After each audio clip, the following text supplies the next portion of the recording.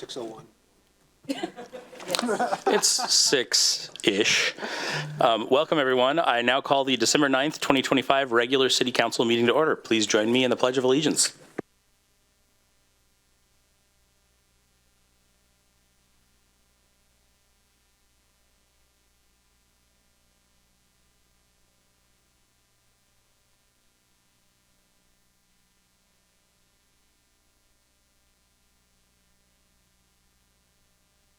At this point, we'll take a moment to take roll call of the council members by position number. Please say here when the city clerk calls your name. Thank you. Councilmember Zorn? Here. Mayor Thompson? Here. Councilmember Alderks? Here. Councilmember Kurd? Here. Councilmember Menke? Councilmember Dodd? Here. Deputy Mayor Alcabra? Here. All present with the exception of Councilmember Menke, who is absent and excused. Thank you. First up is meeting agenda approval. Are there any changes to tonight's agenda? Seeing none, we'll move on to public engagement opportunities. We have a mobile food incubator program. Bothell's mobile food incubator program is a new initiative to help our community grow, offering a stepping stone for food entrepreneurs to follow their culinary dream with guidance and support. Applications are now open through January 9th, 2026. We've got a park project open house. You can join us to learn about the Park at Bothell Landing Improvement Project. Hear from city representatives, get a progress update on the project, ask questions, and chat with the progress team. That's Thursday, December 11th from 6 to 8 p.m. right here in council chambers. With lights at the landing, you can celebrate the season in downtown Bothell with a beautiful holiday light display at the Park at Bothell Landing. This free festive attraction lights up the park throughout December, creating a wonderful holiday atmosphere for all to enjoy. I'm kind of excited for that. Next up is public comment. The city has accepted public comment in writing as well as accepted sign-ups for those who wish to speak at tonight's meeting. Written comments submitted to the city clerk no later than 3 p.m. today were forwarded to all city council members and are part of the record. When the clerk calls your name, you'll have 3 minutes to speak. Please note that council will receive your input, but we do not engage in discussion of these topics. Staff will make note of items requiring follow-up. City clerk. Thank you, Mayor Thompson. We do have 2 people signed up to speak this evening. The first one is Nicholas Giroux. Please step to the podium and state your name for the record, and you'll have 3 minutes. There's a little button at the top of the mic. There you go. Hi, Council. Thank you for your time. My name is Nicholas Giroux. My address is 22316 91st Avenue West, Edmonds, Washington. I am the owner of Advanced Backflow Solutions, and this is my wife, Shelby Giroux. I left city employment last January to pursue my own work and formed my company, Advanced Backflow Solutions, in March of this year. Since then, I have been slowly building my small business and struggling to provide for my family. On March 31st, I paid for and received a City of Bothell approved business license. On April 9th of this year, On April 9th of this year, I contacted City of Bothell to ask them to add our company to the CCS list, that is the Cross-Contamination Specialist list, maintained by the city to allow our company visibility to the public to assist with all the backflow testing needs of the city. It wasn't until almost a month of constant calling and trying to contact various managers and directors in the city that I finally received a response from Miss Erin Lenhart, who is not here. This was on April 30th of this year. I have the email if you would like me to read it, but being that she's not here, I will just kind of paraphrase. She said, considering the reasons for your separation from employment, the City of Bothell has determined that it is not in the best interest of the Bothell community to approve your company's request to be an approved backflow tester currently. This decision is not a reflection of your capabilities, but rather a decision based on current circumstances. This response both confuses me and is very unclear as to why my company is being barred from doing business in this city. I don't know what is meant by current circumstances. I would like an explanation as to why this action is being taken against my company.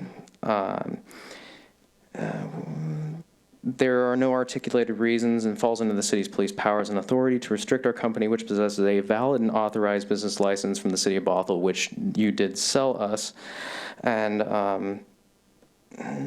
then not to mention that my health Department of Health BAT license, insurance, and bonding, and a certificate of formation from the Secretary of State is all valid. I was told in Erin's email that I can reapply in April of 2026, but to me that seems like an arbitrary timeline made up for some reason that I am not sure. Do these rules apply to all ex-city employees and businesses operating in the city, or just me? This whole thing seems very discriminatory to me and my business, and I believe I'm owed an explanation. This whole issue has been very hurtful to me and my family, and I try to support through my own work. I served the city extremely well for 5 years and accomplished more than most do in 10. I received high praises from my managers, and I have letters of recommendation to prove that. And with this meeting, I believe that I've exhausted every means of getting the issue resolved, and I believe this council can help me get the issue resolved. And since you can't comment on that, I thank you for your time. Thank you. Next up, we have Mary Jagozinski. And I'm not seeing Mary here. Nope, I don't see her here, and I don't see her in the virtual audience either. So if she comes in a few minutes, we'll let her go ahead.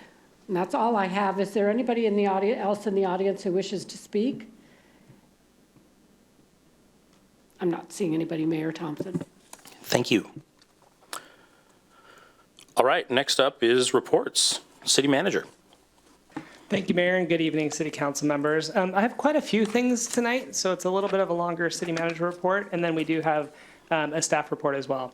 To kick things off, the first update I wanted to provide to you is that last week I attended the Racer Executive Board meeting for talk about crisis response, and we had a special guest joining us to talk about the Connections Health Crisis Response Center in Kirkland and a potential acquisition by King County.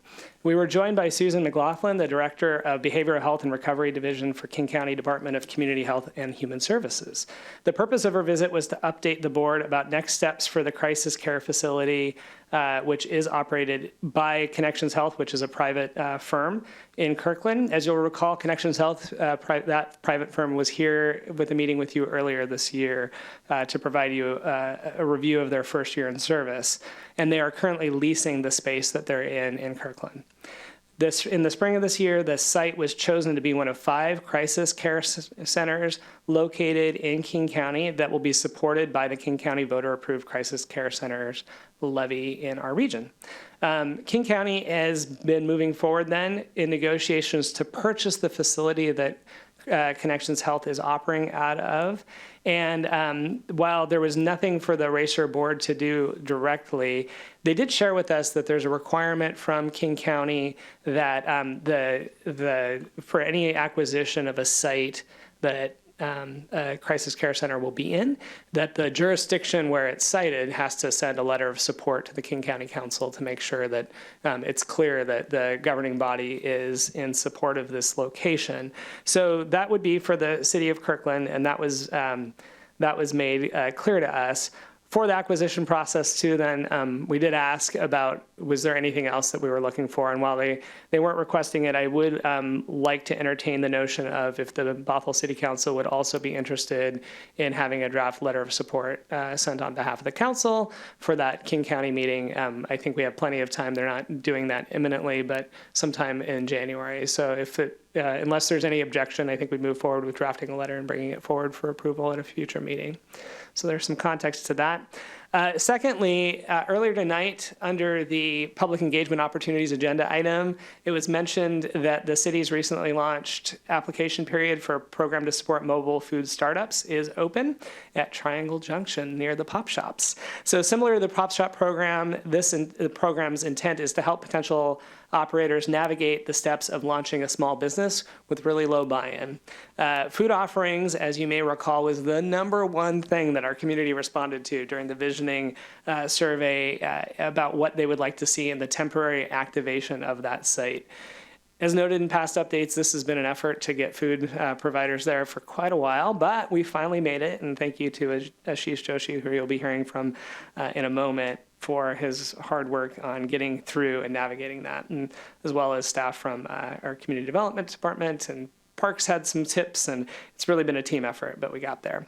The program itself is intended to be a 1-year program for successful applicants with a continuous application opening to be added for the wait list. So as opposed to the Pop Shops, which have a physical location, the nice thing about this is that there's the opportunity to both test the waters there, but also go out into other locations and that sort of a thing. So it's a little more mobile.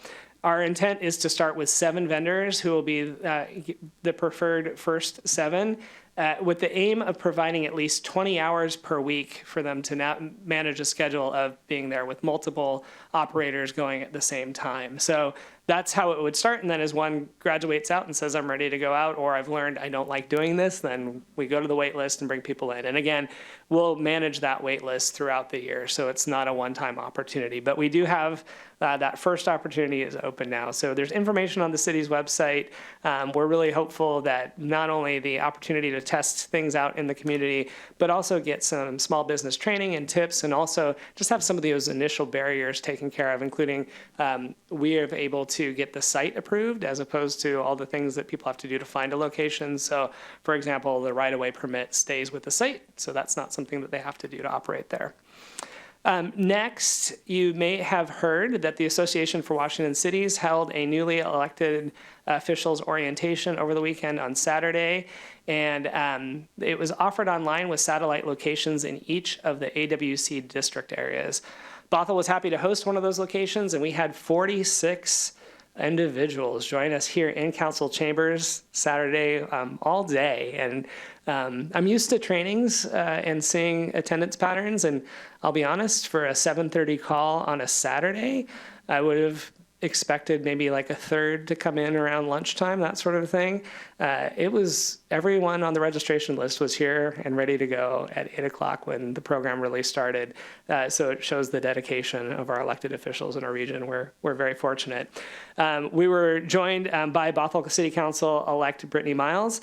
Council-elect Prasad Anguluri was previously booked for another event, but he gets to catch up online. So we're also well covered here in council chambers for 2026. I want to share a special thank you to Laura Hathaway, our city clerk, for offering Bothell City Hall as a host location and for being a great tag team partner, as we were required to have a couple of staff on hand to support this. And Laura willingly did that, and we somehow managed to get this room back in shape too. So thank you, Laura, for giving up your Saturday. And then finally, in a spirit of thanks, I've been reflecting on 2025. This will be my last meeting with you this year. I'm going to be out of town next week and not able to join. And Becky Range, our very, very capable assistant city manager, will be acting city manager next week. Just thinking back on the year, though, we've started off with challenges like, a bridge being out of service in our community, and faced new ones throughout the year as budget news and different things came up. I just want to share how thankful I am to our team here in Bothell that we have a great team in place that meets the challenges that come up every day, from solving budget challenges to staffing up and being prepared for the unknown, for being ready for potential atmospheric rivers that might cross our region, and having things ready to go and keeping us up and operational, and our homeowners and people who work and play in Bothell safe, to being able to upgrade our tools and systems we use, or welcome new employees as they join our team, and deliver impactful services to this community that we get to serve every day, to developing new code, zoning laws, mapping out future gathering spaces in Bothell and our region, or places to recreate, and responding to our residents and people in need 24/7, 365. Something that I just love about city government, and I had no idea until I experienced it by happenstance, is that there's just several lines of businesses that take place. We have lots of different pieces that make up what a city does. And sometimes it seems like they're independent of each other. But when you look at it and closer, it's clear that it's teamwork and shared efforts of everyone that makes every bit of things happen. We don't have things that really operate just in one department. And it does take all of us to help build the trust with the community and with each other, to collaborate and provide overall service to Bothell that we fulfill our common purpose. So thank you to our talented team for another great year in 2025, and to the community for letting us serve each and every day. And finally then, I won't be here for the final meeting, I just also want to share a note of thanks to Councilmembers Menke and Councilmember Zorns. As you near the end of your terms as Bothell City Council members, as the year wraps up, I just will always remain grateful for the countless hours that you've spent reading packets, asking great questions, attending meetings, speaking with constituents, and checking in with your city manager. So thank you for that trust. And with that, I'm going to turn things over to Anand Manthapagada for a human services update. Anand. Excuse me, I'm sorry to interrupt, but before we do that, our second public commenter is online, so I was hoping, and the mayor said we could do this, we could panel our next commenter, Mary Jane Jasinski, in for her public comment for 3 minutes. We're calling it audible. I'm going to do that right now.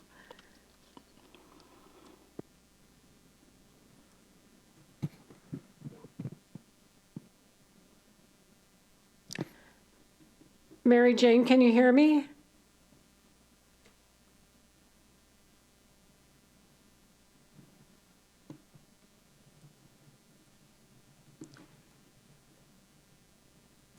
Mary, can you're muted. There you go. All right, can you hear me now? Yeah. Thank you very much. My comment has to do with some of your items on consent.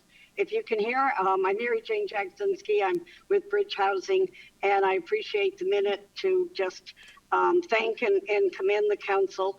We work in cities throughout King and Pierce County, as well as throughout California and Oregon. And some of the measures you have up tonight to consider are really among the best to continue to expand the ability to provide affordable homes for seniors, for our essential workers. And I just am supporting those things and really appreciate the work you're doing. Thank you very much. Thank you. That's all I have. Thank you. All right. Sorry about the interruption. Back to you. It's perfect. Perfect timing, a good transition. So now we'll pick up the annual Human Services staff update. Thank you, Anand.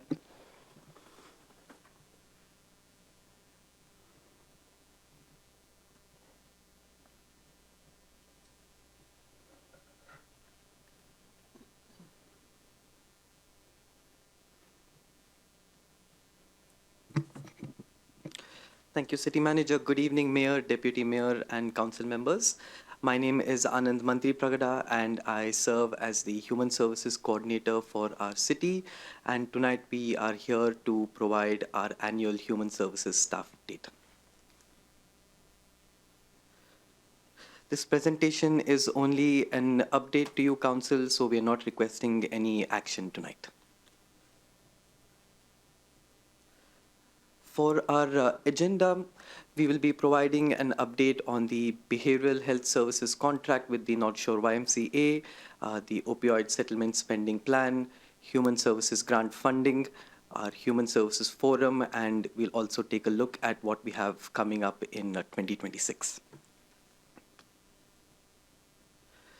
Council, here is a quick summary of your investments in human services, which includes the Regional Crisis Response, Community Court, Public Defense Services, membership in various regional coalitions like the North Urban Human Services Alliance and the North King County Coalition on Homelessness, multiple staff positions, the Human Services Grant Program, and the Mental and Behavioral Health Services. A quick background on the behavioral health contract with the North Shore YMCA. We have allocated funding up to $500,000 for this contract, which is a blend of our general funds as well as our opioid settlement funding. The services in the contract include 2 behavioral health professionals, 1 benefits or resource navigator, and direct aid to residents. The YMCA has already appointed the 2 behavioral health professionals, and they are now actively recruiting for the resource navigator. While the Y has started seeing clients already, we are working on the outreach and engagement piece. And so far, our proposed strategy has included tabling at community events, leveraging our community partners, coordinating with Bothell businesses and the library, and sharing information about the services on our digital communications platforms. Next, the opioid settlement spending. The city of Bothell is set to receive over $3.1 million over the next 17 years. In May 2025, the City Council approved staff's recommendations for appropriating the funds. Our primary strategy includes 4 main components, which are connecting people who need help to the help they need. This is through the behavioral health services contract, supporting our first responders through the purchase of handheld analyzers, which now mean that there is reduced risk of exposure to substances for our first responders. Supporting criminal justice involved persons, our community court is proposing to use the funding to cover therapeutic courts expenses. And lastly, partnering with community-based organizations, we are planning a total of 5 workshops with the North Shore School District and the North Urban Human Services Alliance to raise awareness on the risk of substance use with Bothell middle and high school students as well as parents. The City of Bothell provides around $414,000 per year in grant funding to our nonprofits and community-based organizations. We fund a total of 38 programs and 23 organizations. Our funding rate is approximately $8 per capita. And the King County Regional Homelessness Authority administers our homelessness services programs, which is approximately around with a $2 per rate capita. In the beginning of this year, we piloted the Human Services Forum, which is a quarterly meeting with our nonprofits and community-based organizations. The purpose of the forum is for nonprofits to strengthen relations with each other as well as with staff. Throughout the year, the forum has provided input on the behavioral health services contract, shared community concerns due to the immigration enforcement activity, provided recommendations on funding priorities in the upcoming grant cycle. We had our last Human Services Forum yesterday, where our partners provided input on how to better engage our community for the behavioral health services contract. Looking ahead to what we have in 2026, we plan to provide increased support and education for our immigrant communities. We will also be working with our council-led Human Services Subcommittee on the Human Services grant funding in spring 2025, and also work on renewing the Homelessness Services ILA with the King County Regional Homelessness Authority.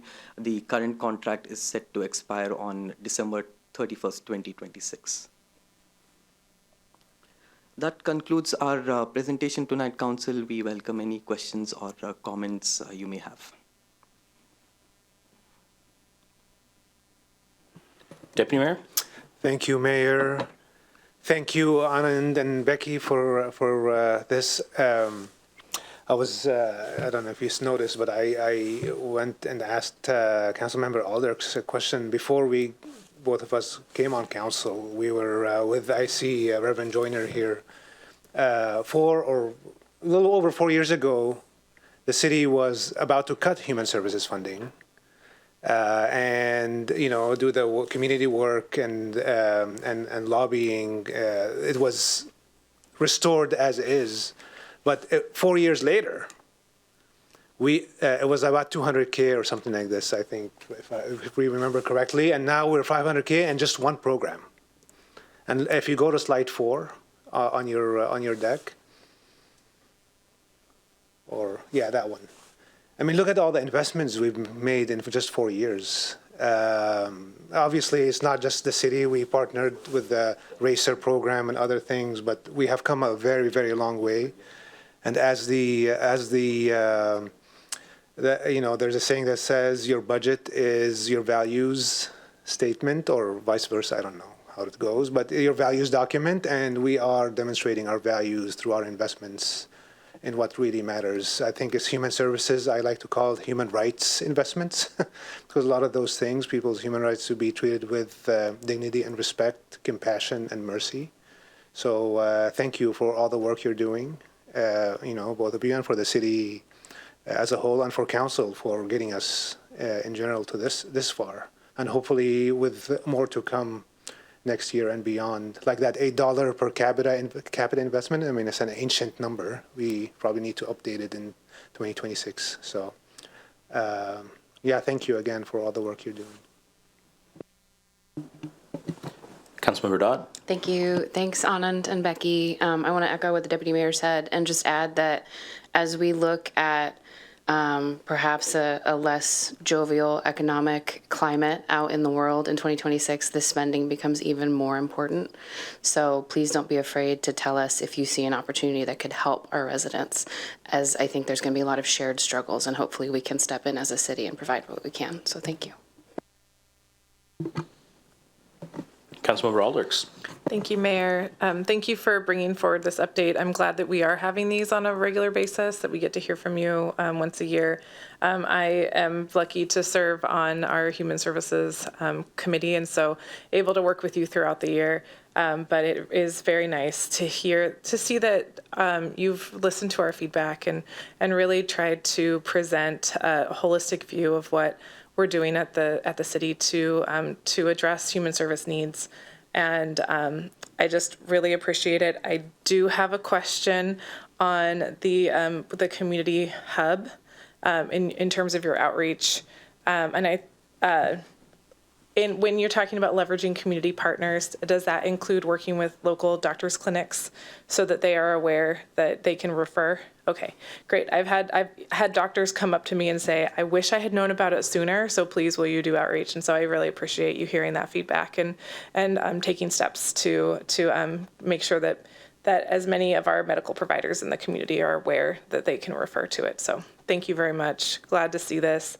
Looking forward to 2026 and really just grateful to share the dais with my colleagues who share these values too. So thank you very much. Councilmember Curd. Thanks for coming with this presentation. It's really encouraging to see all the work that you're doing between the updates that we get. One point of feedback that I would have for the Bothell Community Hub. So I'm blown away by the partnership that we have with the Y and the branding, incorporating the YMCA logo can make people have a reaction because it's a private entity too, and understanding that sometimes that's a barrier to participation. So I just encourage you to continue to develop the Bothell Community Hub branding, and that's, I think, an important communication piece to our residents to say that this is for everyone and not just for people who can afford a Y membership or that sort of thing. And I know that that's not necessarily it's not a barrier, but it could be perceived as such. And so I just continue to encourage you to develop that branding. Councilmember Zorns. Just one last little weighing in. Thank you for doing this. Since I'm not going to be here in an official capacity to weigh in into 2026, I wanted to share something that I hope that as a city we can partner with regionally. This summer, a friend of mine, her son, like a lot of mental illnesses, are triggered in early adulthood. And early 30s, he'd been struggling for like about 10 years. And trying to find a place that could do more than just house him overnight was a real struggle. And they were trying to find a place for him to be. And they found his body on his mom's birthday this July. And it was an accidental death. It was not intentional. He had just despaired to the point that there was no coming back for him. So as a city, I mean, we know that our long-term mental health services are really, globally within our country struggle. And so as a city, if there's opportunities to partner up regionally to bolster these more long-term care facilities, I'm just putting a request in that as a memory for Caleb.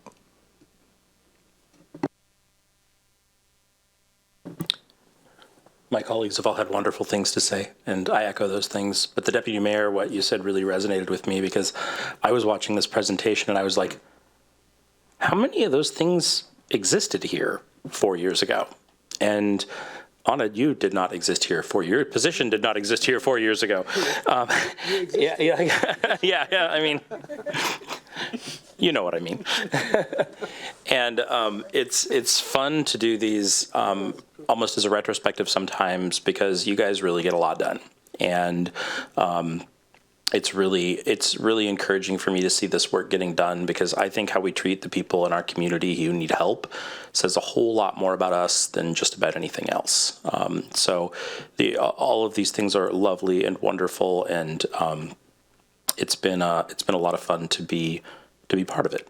So thank you, and thank you to my colleagues for your focus on this work as well. We appreciate it. All right, shifting gears a little bit, Council.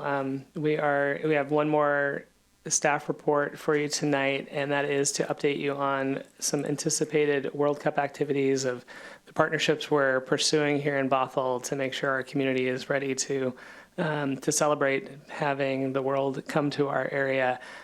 With us tonight, we have, I don't know if we have two more qualified employees to speak to you about this topic. As Ashish was sharing with a couple of you last night, just as a reminder, he has like the best introductory bio of an employee or among that I've seen of that he grew up within sightline of where Bennett with Beckham, like Beckham was filmed, and then some other great films in his future as he came to the United States as well. And then we also have a former NCAA soccer or football player with us as well. So we'll put their city hats on, though, and we have Ashish Joshi, our Economic Development Coordinator, and Danae McGee, our Arts and Tourism Manager, who have both played a big part in the collaborations that we have to look forward to in 2026. With that, I'll turn things over to Ashish. Thank you, City Manager. Thank you, Mayor, Deputy Mayor, Council members. Today, we're providing an update on World Cup activities, both led and supported by the city. So for those new to the World Cup, it's a global football tournament, happens over every 4 years and takes place over 5 weeks. And Seattle in 2026 is one of the host cities. Seattle will host 6 matches here. Our neighbor across the border in Vancouver will host 7. So we're going to be part of a very big movement there. The World Cup is one of the most spread out World Cups in history. So for context, from stadium to stadium, it's 3,000 miles in 2026. Usually it's around 1,000 miles. So we are more spread out than ever, but that invites a lot more opportunity as well, because we're going to have an increased number of countries involved and a lot of more communities to kind of see the area. The popularity of the World Cup is often thrown around in numbers, but for context, it's around the World Cup final is around 10 times as big as the Super Bowl. So it's a global event and has a lot of eyes. So how does that connect to us as well? So we want to connect to this opportunity, both to visitors and to locals. So part of that, as we follow the journey of someone in enjoying the experience of the World Cup, that first starts with some marketing. So I'll hand it over to Danae McGee, our tourism manager. Thank you, Ashish. So Bothell's Lodging Tax Advisory Committee is so excited to be using hotel motel tax funds for marketing Bothell to visitors from around the world for World Cup. Since the start of 2025, the Begin at Bothell tourism brand, website, and social media platforms have been informing potential visitors about Bothell's 9 hotels, diverse collection of restaurants, and the fun things to do and see. We've also created educational blogs that we continue to repurpose, informing visitors on transportation from Bothell to the field. We won't be calling it Lumen Field during World Cup. We're calling it Seattle Stadium. but transportation from Bothell to the stadium, our hotels, and other important information that will help educate our visitors on how to get around the area. Ramping up our content on World Cup starting in January of 2026. We will be increasing our social messaging where we will hashtag the teams playing in Seattle so their fans learn more about occupancy at our hotels, watch parties at our Soccer Village hub, and the pickup games that will be occurring there, and Bothell's small businesses that will either have the games playing on their TVs or hosting watch parties as well. We'll also continue to do our monthly e-newsletter that includes 26,000 opt-in subscribers about the game and what to do and where to stay. We will continue to do printed ads in Welcome Magazine, which is the official magazine for Payne Airport in Everett, where we'll be updating the ads about World Cup focused on dates of Bothell's watch party viewings. And then we'll continue to have conversations with our hotels, checking in on whether an advertising campaign is something to consider based on their occupancy levels each quarter leading up to the first games kicking off the week of June 11th. Thank you, Danae. That's what visitors will see before they come, and also a little bit during. But what are they going to see once they arrive? So the first thing they're going to see is part of our work in partnership with the Port of Seattle. So part of this idea is how can we showcase how vibrant Bothell is, how expressive Bothell is, and how welcome Bothell is with our businesses. And part of that work is connecting businesses with artists, and creating a district identity so that no matter where you are in our downtown, you'll have that feeling and you'll have that energy. Reflecting something like Olympic Village or when you're around a stadium, that campus feeling. And then we also want that work to be sustainable as well. So past a large event, how can we continue that energy and make it evergreen energy? So they'll be walking through downtown. They start in City Hall, park there, or transit in through our transit points. And they'll walk down Bothell Way, experience our businesses, connect to the experiences, whether it's a watch party, whether it's different ways to connect to the World Cup. And then they'll take a turn down Main Street and have that experience there that's very unique to us. And have those connections and bring that energy there. If they continue further, they can go down Main Street, have those experiences, go down Beardsley, and then end at our campus. So we're partnering with the campus and are ironing out some details around community watch parties. They have 2 locations that will be able to host indoor activities and be able to watch multiple games. And then at their event centers. And then right next to that are fields. And we're part of what we're talking with them about are mini games, pickup games, so that we can emphasize the all ages, family-friendly activities that are going on. In an area with infrastructure and support that can allow it to be the best it can be. And all of that is continued under our focus around partnerships. So moving forward, we're going to be continuing a lot of this work on the coordination and building upon those partnerships. So the partnership with the campus, for example, is we are working with their student staffing, student volunteers, their communities that are would usually activate that area and engaging them with that student energy toward the World Cup and introducing everyone to them as well. And partnerships that are spread around. So our chamber, our local chamber, is helping us spread some of that marketing that Danae mentioned, so that not only is our downtown, which is part of our Port of Seattle work, a focus, but also we can connect to our businesses in Canyon Park, North Creek, throughout the city, so that we make sure that our whole city is connected to this event.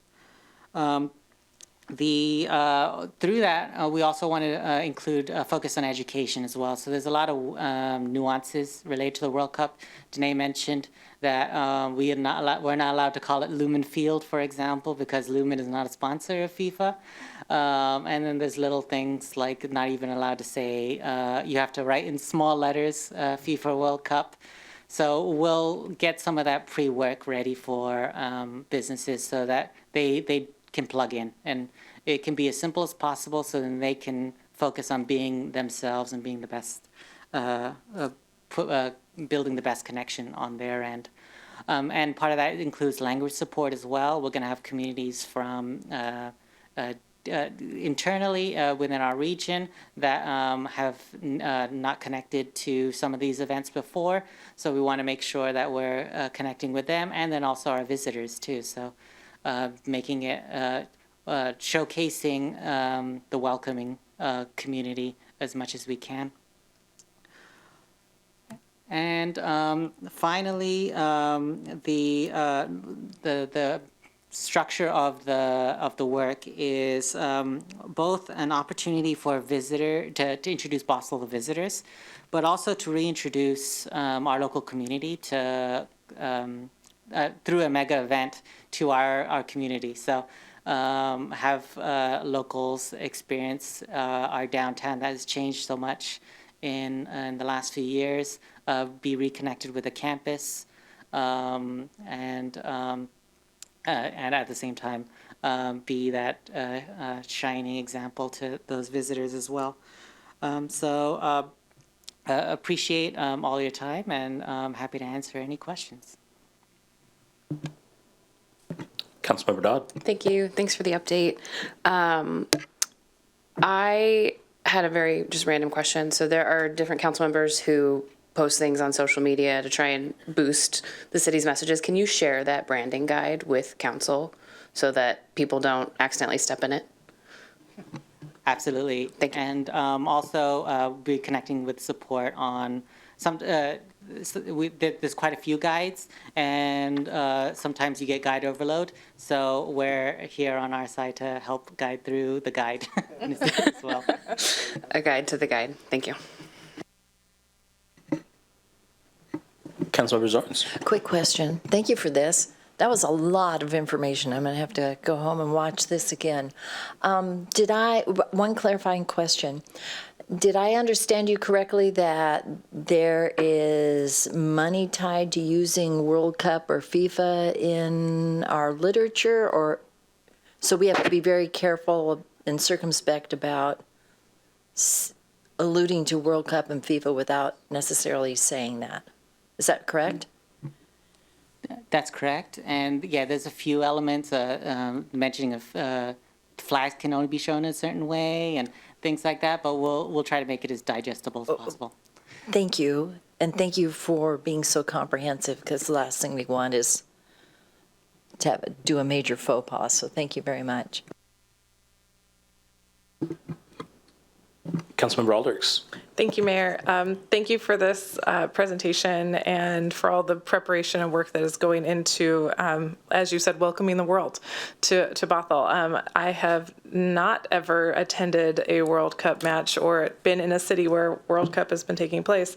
And I realize that just as a suburb of a major metropolitan area, that there will be people who come for lodging and activities here. I really appreciate all of the pieces so far that I've heard discussed. I'm just wondering, is there also like activation of our parks included in the planning? Like, if we can do movies in the park, can we do watch parties in the park? And I'm wondering if there's an opportunity for, I know that like LTAC and there are committees and groups that have been participating in some of the brainstorming and planning for this event, but I'm wondering if there's going to be like a study session for council where we can maybe share some of our ideas and hear some more options that might be available to us. Like if there is more that we can do to support, it might be beneficial for us to have some opportunity to weigh in on that. Absolutely, yeah. On the first note, we're looking at, as we're kind of finalizing and getting some information. One last piece of information that helps kind of with that is we're getting from FIFA and the local organizing committee the cost of each of those just to show the game, so not even to have an event. The other element is as we were looking and figuring out where we could build kind of the energy.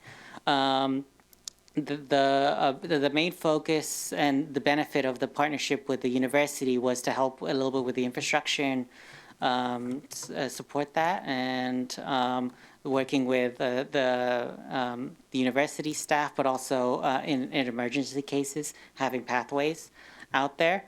But I'll hand it over to Kyle for Thank you, Ashish. Yeah, I'll be a little more direct. So no, we're actually not considering additional locations. The partnership with the University of Washington helps us then have the ability to support welcoming a crowd. We anticipate that if we're going to open this up, that people will come. And in order to do that, if we have multiple sites, it becomes, we're already strained in terms of resources of not the space to do it, but the people infrastructure in order to support having a safe event in our community. Part of what we're up against too is that the way this is organized across the state and the different locations that Ashish mentioned that are hosting these parties is that FIFA has organized official World Cup fan zones, which we do have one in Seattle and then one in Everett as well. And as a city then we are already constrained to providing interlocal support to those zones. That's part of why they were formed, is knowing that if we have this number of people coming to the region, we're going to have to be able to work together. And so that's something that, independent of any decisions that we had to make, it wasn't like we entered into that and then said, sorry, we can't. Those are commitments that are part of the Seattle region being able to host this event. So with all of that, really what we're trying to do is find how do we be able to support having gatherings and watch parties. And again, we're thankful for the University of Washington and campus as a support partner to be able to do that. I think the other thing that Ashish was mentioning, that we're also keenly waiting to see what the cost will be per event. There is licensing to be able to show any type of sporting event. I mean, oftentimes we'll get great suggestions about if we have a local team in a playoff or whatever, that we should have watch parties for that too. But it may be an age thing, but usually around the seventh inning back in the day, they used to always have you cannot be shared without express written consent of Major League Baseball, like at the Mariners games, for example. There are tight licensing rules of what can be shared, especially for gatherings. And so we do know there will be licensing fees for any viewing, and that's something that we'll pay attention to. I was asking Ashish about that today, actually, in anticipation of how many of these maybe we have. And the answer is they've delayed telling us how much. And what we also don't know is if there's an option to license for all of the events or if it's going to be event by event. So we're going to be keeping an eye on that and then seeing what the break-even point of how many can we do. So we'll update council on that as well. So that's in terms of your question around if there's going to be a study session or anything, really in terms of the event planning, that is the work that we're fortunate to have the operations of city staff to be able to coordinate regionally. And I think that's really going to dictate about how many and where we can do them. I hope that's helpful. Yeah, thank you for the additional context. Appreciate it. So basically it's a no. Like, we can't host an event or talk about it or do anything like that because the school is doing it, but also we can't do it. We're doing it with University of Washington. Okay. Yeah, so that's how our So solution. that decision in terms of where it's getting located has already been made. Basically, we're too late to have any conversation about that? I'm not sure if I follow. I believe we're precluded from hosting an event by the agreement with FIFA. That the official city ones have to be in Seattle and Everett. No, We can't host So one. let me rephrase. Let me Because the universe, rephrase. yeah. Yeah, no. So we are providing support to those locations. We're going to be providing staff support, police officers, fire, EMS, that sort of a thing. So we're going to have a number of people who would normally be here. Like think about the 4th of July, we have 60% of our organization out on the streets serving. A lot of our folks are going to be deployed to those viewing locations. So we already don't have a number of staff in place to do it. So we can really accommodate having a location in Bothell that we can pull this off. The partnership with the University of Washington and Cascadia, what that allows us to do is now we have resources that they're able to provide too. So that was our creative solution. And again, this isn't like a formal proposal or agreement. We wanted to update council on how we're proceeding. Yep. But the ability to partner with them not only gives a location that is pretty unique in that if you're familiar with their facilities, they have 2 event spaces that are up where we can have indoor viewing and food service and that sort of thing. And then down below where you're looking at it, we actually have full athletic fields for people to have activities and that sort of thing. So to be able to have a space that's activated and viewing and community oriented, that was part of it, is to have a place to go, but then also we will have city staff there working it along with student volunteers as well as staff from the campuses. So that gives us the ability to host a crowd as well. Does that make more sense? So it's not about there's not an opportunity to do it, but this gives us the infrastructure and the staffing levels to be able to do it, which was where we were looking at we've heard the desire from council of let's make sure that we can host something in Bothell and give people a reason to be here. So this is our solution to be able to do that.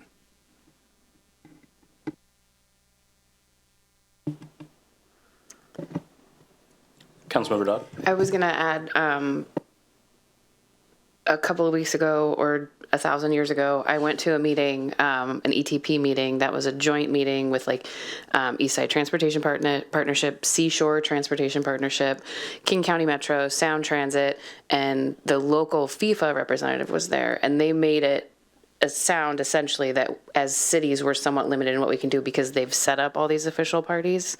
And the other thing I wanted to share, because it helped frame it for me, and it's a little funny, like we think of the games in Vancouver as like, oh, that's in Vancouver. But I guess when Taylor Swift played in Vancouver, we ran out of rental cars at SeaTac and Payne Field, and this is bigger.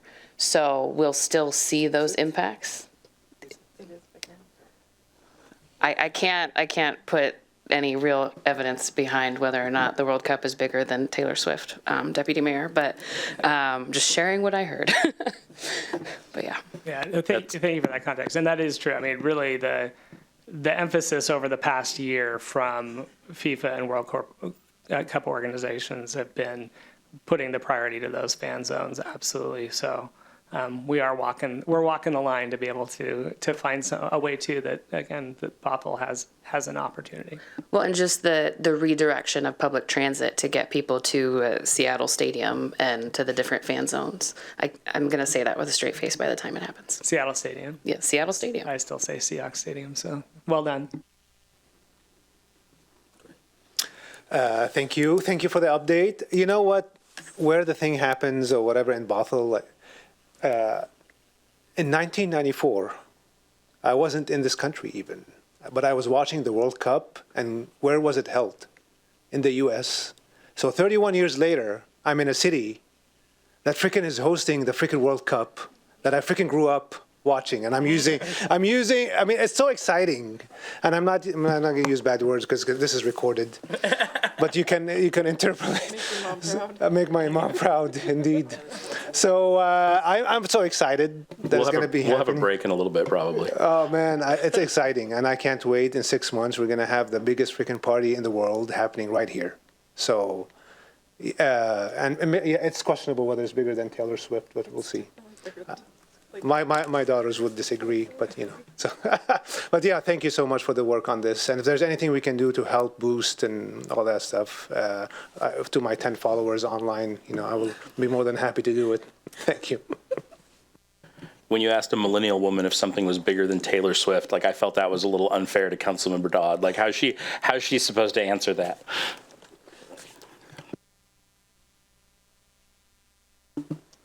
Councilmember Curd? Thanks. I have a quick question. You mentioned the chamber is a primary local business sort of structure for communications between the city, FIFA, the city, and businesses.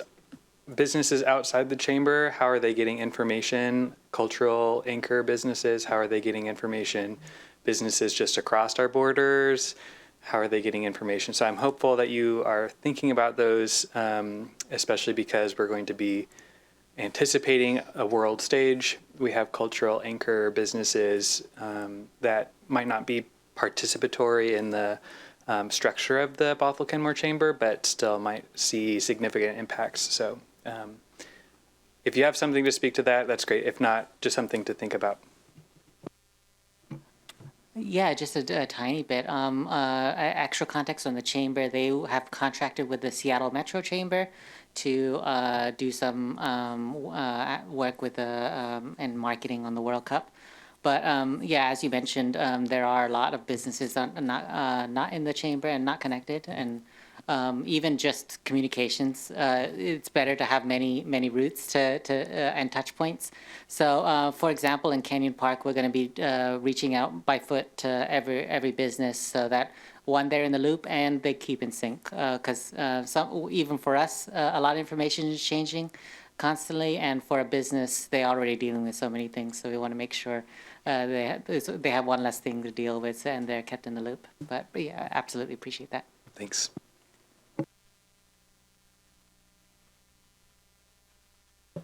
I think we're good. All right, with that, we have closed the city manager report. I'll turn it over to you. All right, next up we have council committee reports, community reports, and conversations.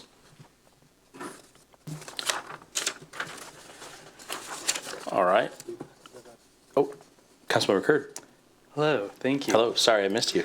I guess it's also a conversation, so I don't have to put my mic on. But I attended the December meeting of King County Cities Climate Collaboration, K4C, which was an interesting one to join because it was the last meeting. With the changing King County executive, this committee, and maybe the interlocal agreement, it's a little uncertain how the structure of the collaboration between cities participating together in partnership on climate-related issues, legislation, and tracking, and events, funds, that sort of thing. It's uncertain future, and there's kind of two layers of K4C.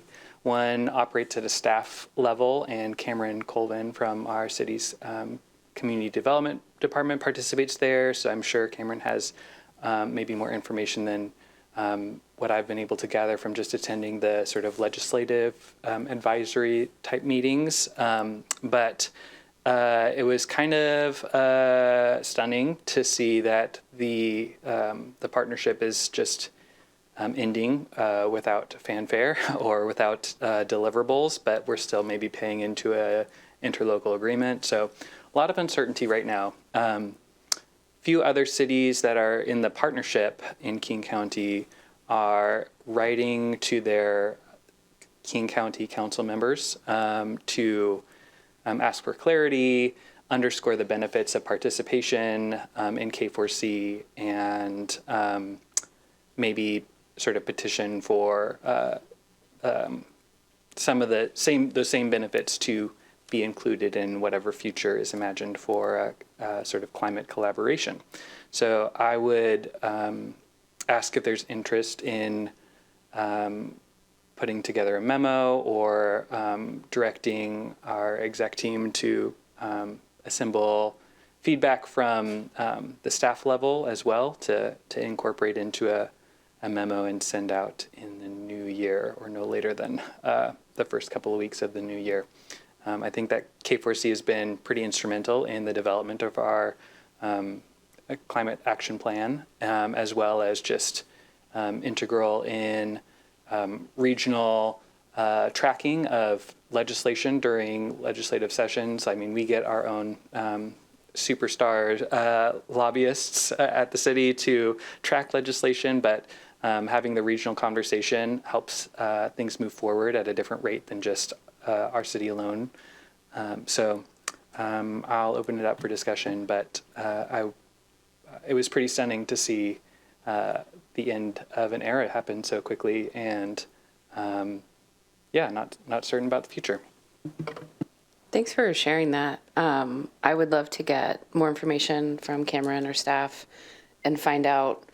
I mean, I think we should write a letter if it's truly that it's disbanded with no replacement planning. That seems kind of shockingly irresponsible. So whatever I can do to help, let me know, because that's wild. So, but thank you for sharing. I'd also like to see K4C continue in some capacity, and it is surprising that it would end with a changeover in the executive. And so if there is a letter that we can write or sign on to show our support for it to continue, I'd like to see that happen.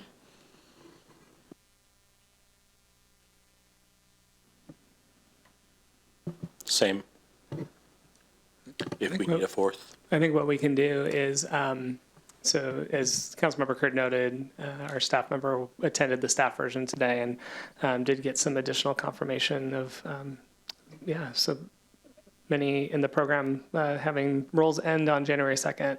And there will be still some convening and planning, but just not resourced the same. And I would hope that we'll get more information, that maybe it looks differently, but as of now, there's just a lot of uncertainty. What I'd suggest is that we will bring back a letter, and as the council member said, I think with some urgency, either the first or second meeting, and then with Councilmember Curd serving as our representative to K4C and Councilmember Dodd serving as an alternate, that gives us a couple of people to also work with to test and fine tune a draft in between here and there. And if you're willing, we'd be happy to get something drafted and then send it by you for some feedback and then getting it added to a council packet for approval, and we'll send that off. I appreciate it. Thanks. I would love to add a conversation around the lights at Bothell Landing.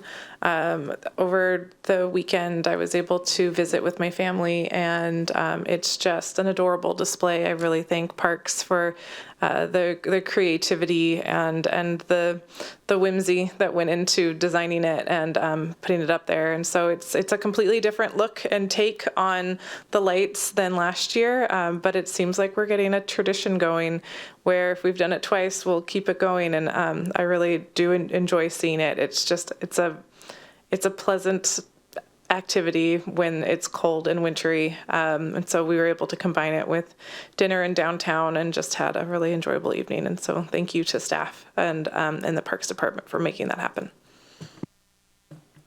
I haven't been yet, but I'm going to go, and I'm very excited about it. So I'm just pre-seconding that for... I also wanted to thank city manager and our city clerk, Kyle and Laura, for their work on Saturday. I heard you were here at 6:30 in the morning, which is antithetical to my existence, but I'm glad you two did that. And thanks for helping make sure that event went well. I got texts from people in other cities, like, you guys have a really cool city hall. Nobody complained about the paneling. It was great. So thanks for doing that.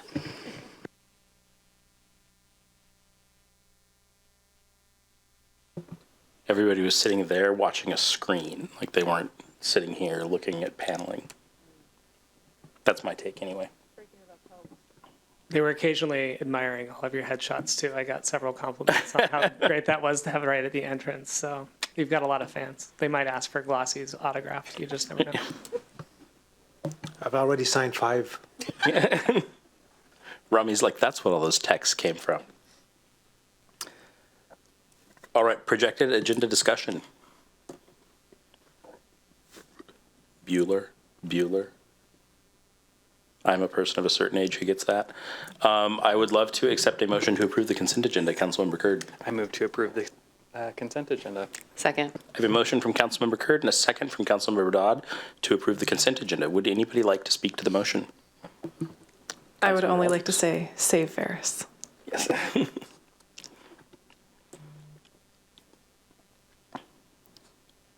I can't think of something quippy that I want to say. City Clerk? Thank you. Please say yes or no when I call your name. Councilmember Zorns? Yes. Mayor Thompson? Yes. Councilmember Alders? Yes. Councilmember Curd? Yes. Councilmember Dodd? Yes. Deputy Mayor Okama? Yes. Passes 6-0. Thank you. All right, next up, we have our first agenda item of the night, Affordable Housing Code Amendments. City Manager. All right, thank you, Mayor and council members. With the adoption of the consent calendar, I just wanted to also acknowledge there's a couple other big planning efforts that have been approved, but we've also haven't been as much conversation on, so we didn't make you talk about it one more time. But as you'll probably be aware then, the miscellaneous code amendments, which is one of my favorite titles, as well as the annual comprehensive plan amendments, the land use element were adopted. Tonight, then, we do have a couple of more packages of topics that you've really worked on together on a policy level throughout the year, and we're ready to see if they're time for a vote. So the first set tonight is the Affordable Housing Code Amendments, as you mentioned. There's an ordinance for consideration. And for your consideration tonight, then, too, we are joined by Ray Sosa, our senior planner from Community Development, and he is joined by Christian Getz, our deputy director of Community Development. Thank you, Kyle. Good evening, Council. Tonight I'm here to present and deliver on the Affordable Housing and Middle Housing Code Amendments. So City Council action tonight, consider and hold a vote on the Affordable Housing and Middle Housing Code Amendments. So just to give a brief background on the affordable housing, since June, we've held multiple meetings with Planning Commission to discuss the draft code, incorporate their thoughts and feedback into subsequent revisions. And so in summary of the Affordable Housing Code updates, so these updates expand our existing voluntary affordable housing requirements into higher density zones and zones in downtown that did not previously have the option. And so pass it back to you all to consider and hold a vote on the Affordable Housing Code Amendments.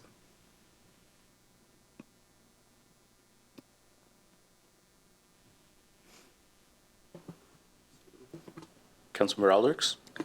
I don't feel the need to have any discussion on this topic, so I would move the recommended action.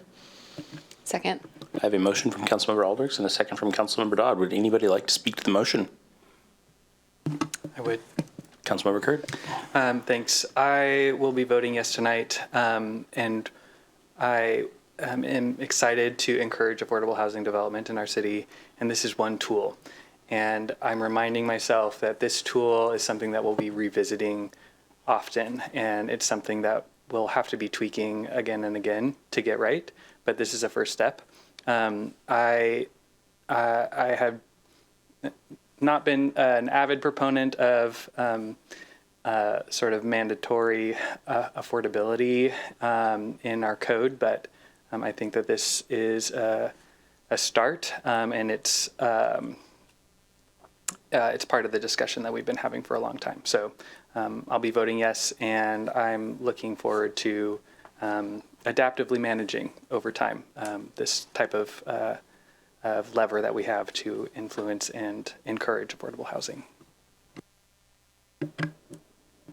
Councilmember Dodd? Thanks. I just want to say thank you. A lot of work went into the comprehensive plan, and then that led to this. And as Councilmember Curd said, we have a lot of work still yet to do. It never ends, and that was supposed to be more encouraging than it sounds, but thank you very much. Councilmember Zorns? Thank you. I thought I hit the button. I'm going to be voting no on this, not because I'm against affordable housing, but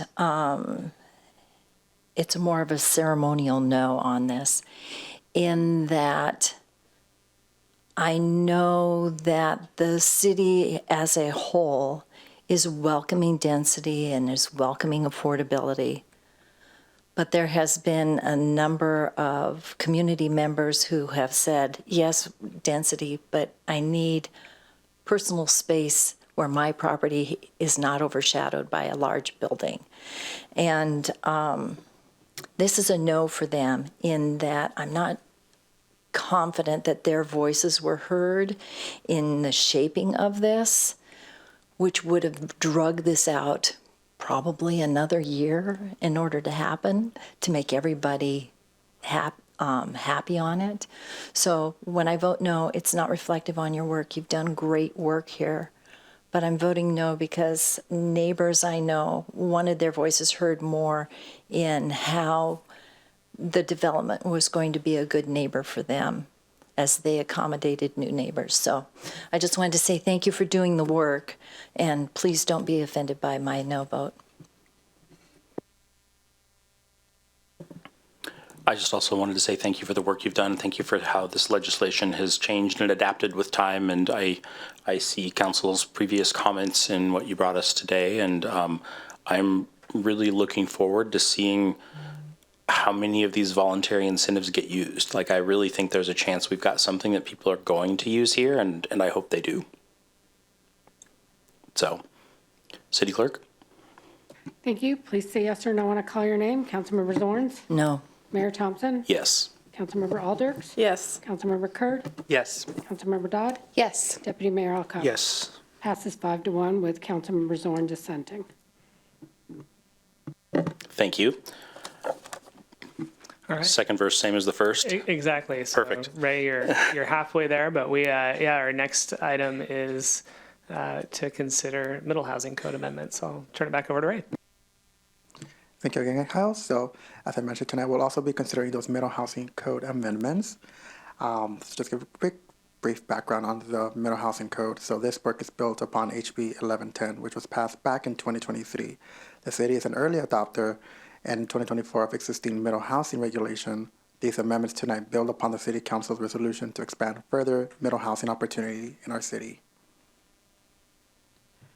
To provide a brief summary of the updates, these include standards to produce dedicated affordable housing when proposals exceed the zone-specific base unit allowances of 4 units. This affordable unit requirement applies unless the property is within the quarter-mile watershed of a major transit stop, as outlined in RBMC 1206-140, or if underlying density minimums in a particular zone establish greater density standards. And pass it back to the dais for consideration.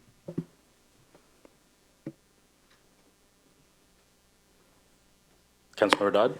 Thank you. I move the recommended action. Second. I have a motion from Councilmember Dodd and a second from Councilmember Kurd. Would anybody like to speak to the motion?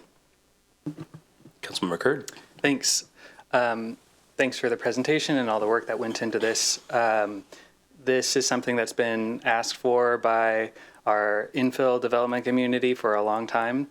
I looked at pro formas back in 2018 and started to realize that even 4 units didn't pencil in our current code. And so 6 is a step in the right direction because it's going to allow, there's the balance between affordability and also maximizing the use on a lot. So I'm really grateful for the responsiveness and the edits that came out of Planning Commission as well. I will also, I will also go. Like, this is really fun for me because this is full circle, because I think we started talking about middle housing in 2021 and well, that's fair. In my time on council, but it's been a long time, and what we scoped when we went out to do this was 4 units by right on every lot, and then the state passed a bill and it made it complicated for us, and we are finally a few years later getting back to the commitments we made to our community when we scoped this and when we went out and we had a big conversation with them about it. So thank you for your help in getting us there. We really appreciate it. City Clerk? Thank you. Please say yes or no when I call your name. Councilmember Zorns? Yes. Mayor Thompson? Yes. Councilmember Alders? Yes. Councilmember Kurd? Yes. Councilmember Dodd? Yes. Deputy Mayor Alcantara? Yes. Passes 6-0.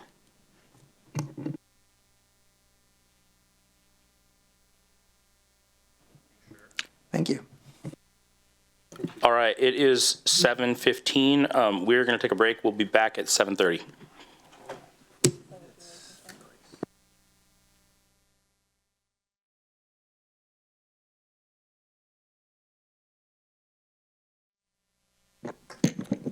All right, welcome back.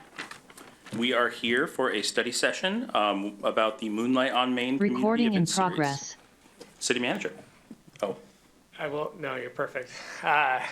I will say I looked up, Mayor, as you were introducing, and then I saw a space person in front on the middle of the screen, and it caught me off guard. So, yeah. So here we go. We have one study session for you tonight. You'll notice, like over the last couple of weeks, a lot of the items that we're bringing forward are closing up on efforts that have been going on throughout the year. And so we do have a study session tonight, though, that anticipates a question for 2026, but also provides you some details about activities in 2025. And that is on the council-initiated Moonlight on Main community event series that took place this summer.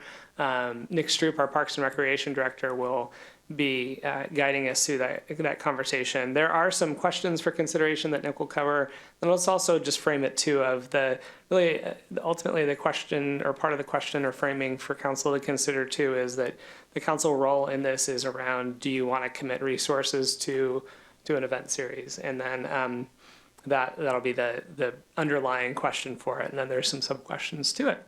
So to lead you through a bit of a recap and a bit of a look ahead, I'm going to turn things over to Nick to guide us through the Moonlight. Nick, take it away. Excellent. Thank you, Kyle. And good evening, Mayor, Deputy Mayor, and City Council. Oh, we're doing all kinds of. So while there's no official action tonight, staff returned to share what we learned from the third-party managed Moonlight on Main series this past summer and to gauge council's interest on continuing the third-party series in 2026. And if you would like to continue the series, we also would like to hear more about your thoughts on the preferred scope, desired outcomes, and appropriate levels of investments for 2026. So I'm going to explain a little bit about the series and kind of walk you through that, and then we'll talk about some of those challenges that we had. So over the 15-week season, Moonlight on Main tested a new hybrid programming model where the city paid for a third-party contractor to increase the frequency of community event offerings on the closed portion of Main Street. To support this approach, the city entered into a $225,000 professional services contract with Gilly Wagon, LLC, to produce, market, and manage the Saturday night event series from June through September. Each week featured a distinct theme, entertainment, artists and vendors, and interactive activities that were designed to creatively engage attendees. Programming included musicians, comedians, artists like the voice of Lucy from Peanuts, and a wandering magician, along with activations such as a Mad Hatter Tea Party, a dog parade, a foam party, a dance night, dueling pianos, a bonsai trimming workshop, kids interactive art, and a community pride celebration. These offerings brought a high level of inclusivity, creativity, and surprise to Main Street throughout the summer. And while the series delivered many creative and memorable experiences, several challenges emerged during production. Our first challenge was the limited planning window for production of a new community event series. Once the contract was finalized on May 8th, the planning window was extremely short. The compressed timeline made it difficult to secure vendors and talent for the series and limited our early season promotional opportunities.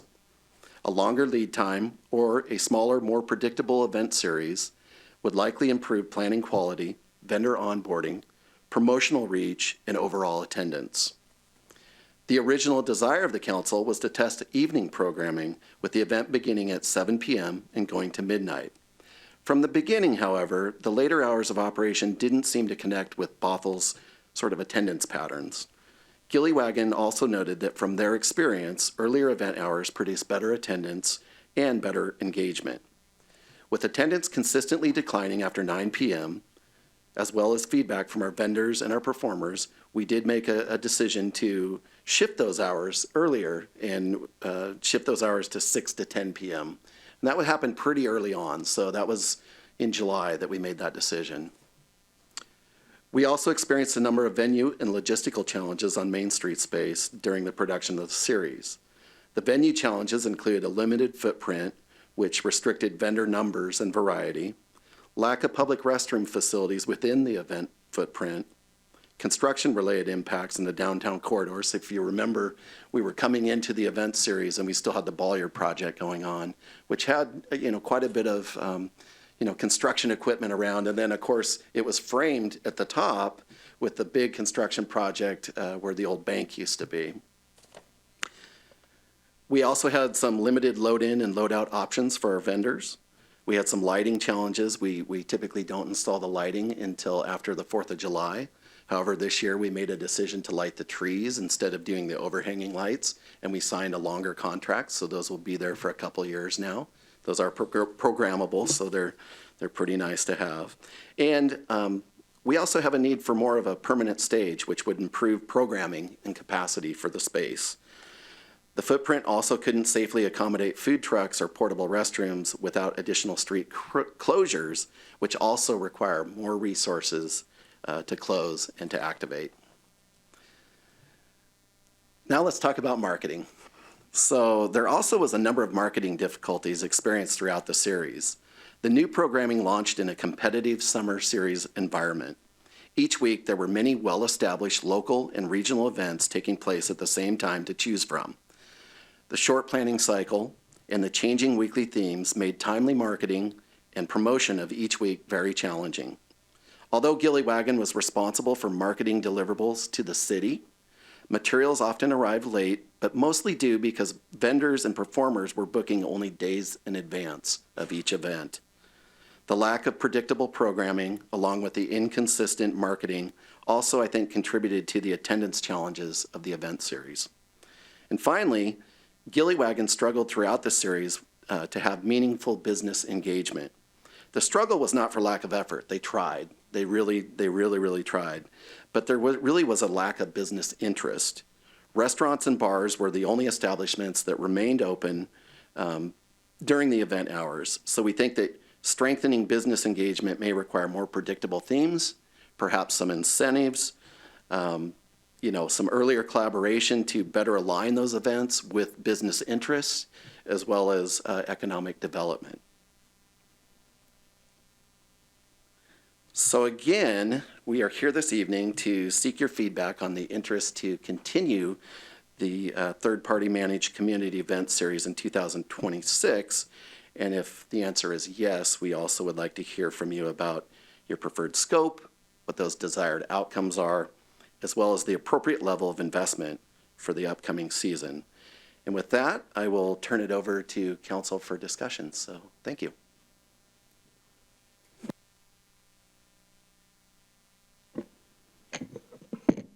I will go first because I can. I think it's pretty obvious, like from anybody who went to the events, that like what we did wasn't what we had in mind, and this wasn't, I don't think, the outcome that any of us were looking for from these. I guess my big question overall, I think you did a really good job of outlining some of the challenges, some of the learnings, and I think we saw those all summer.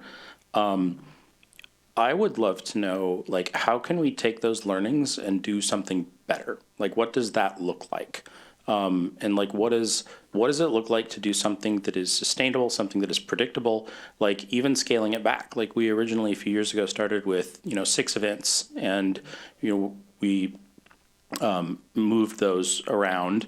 What would it look like to do something that is done well, is done in advance, maybe something we do and we promote, maybe we repurpose some other events that happen during the summer as part of a series, so we're not looking at extra, effort and extra events.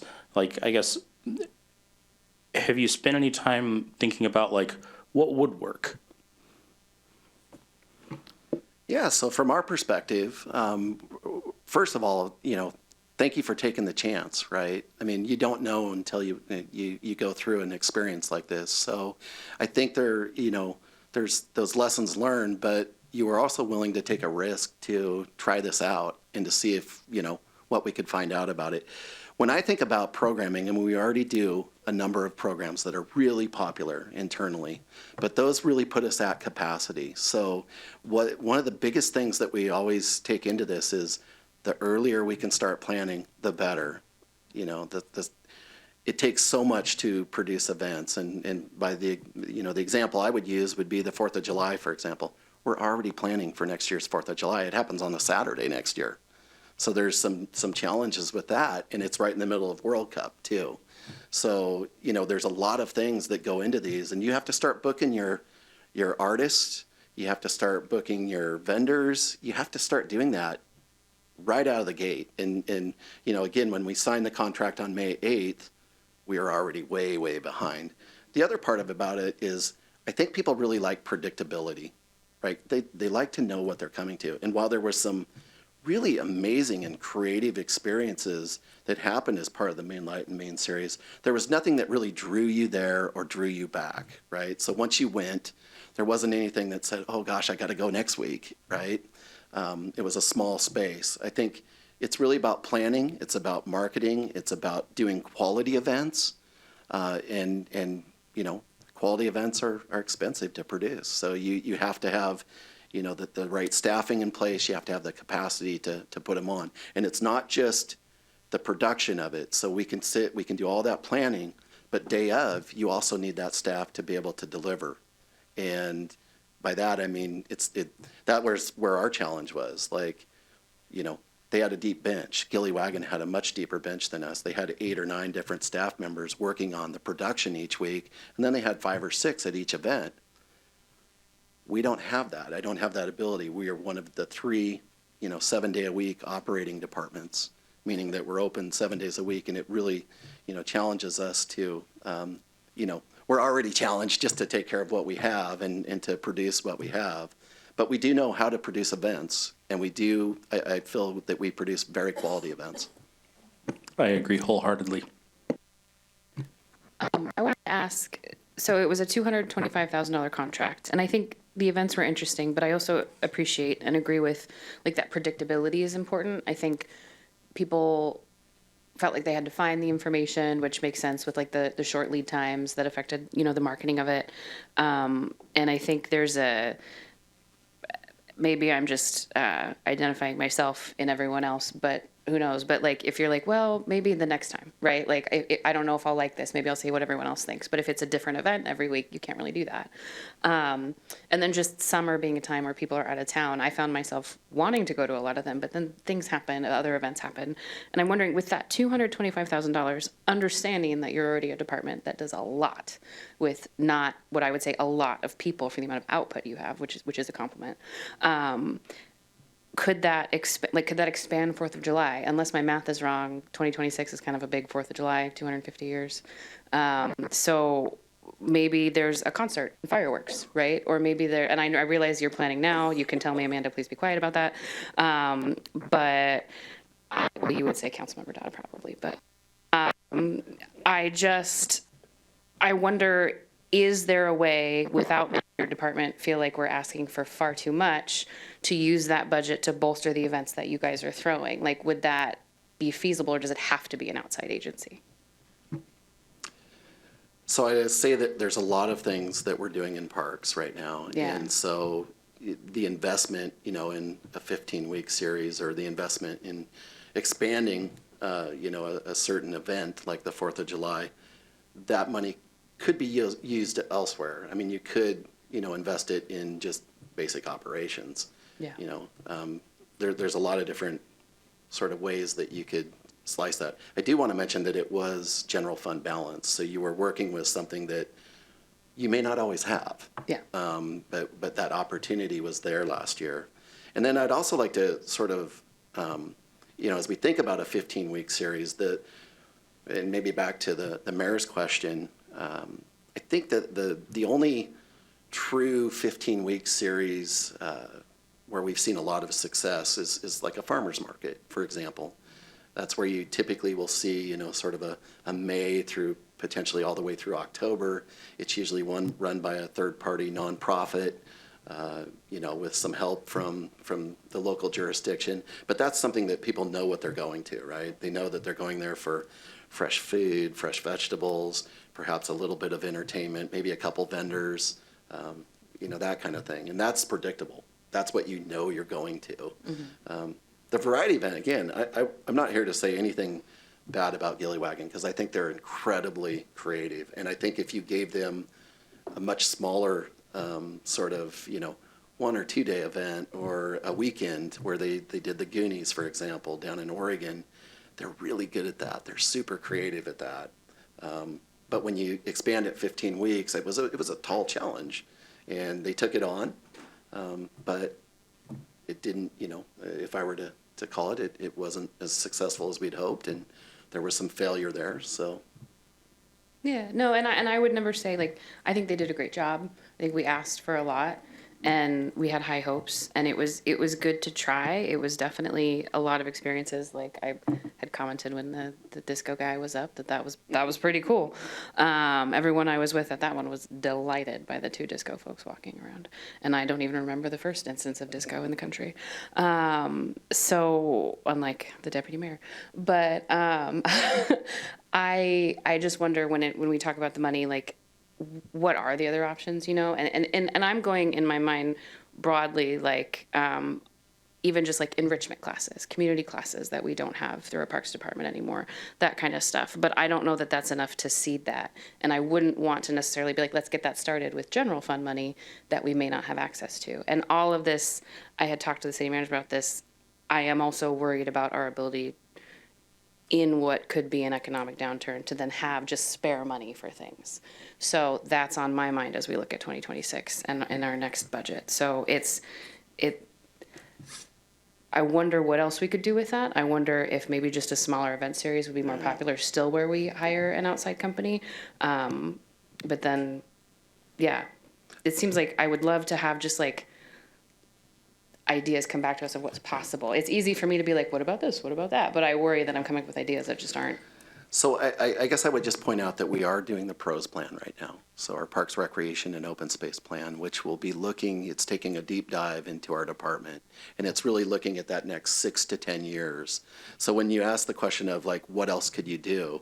We're going to be bringing back, like, here are sort of our gaps.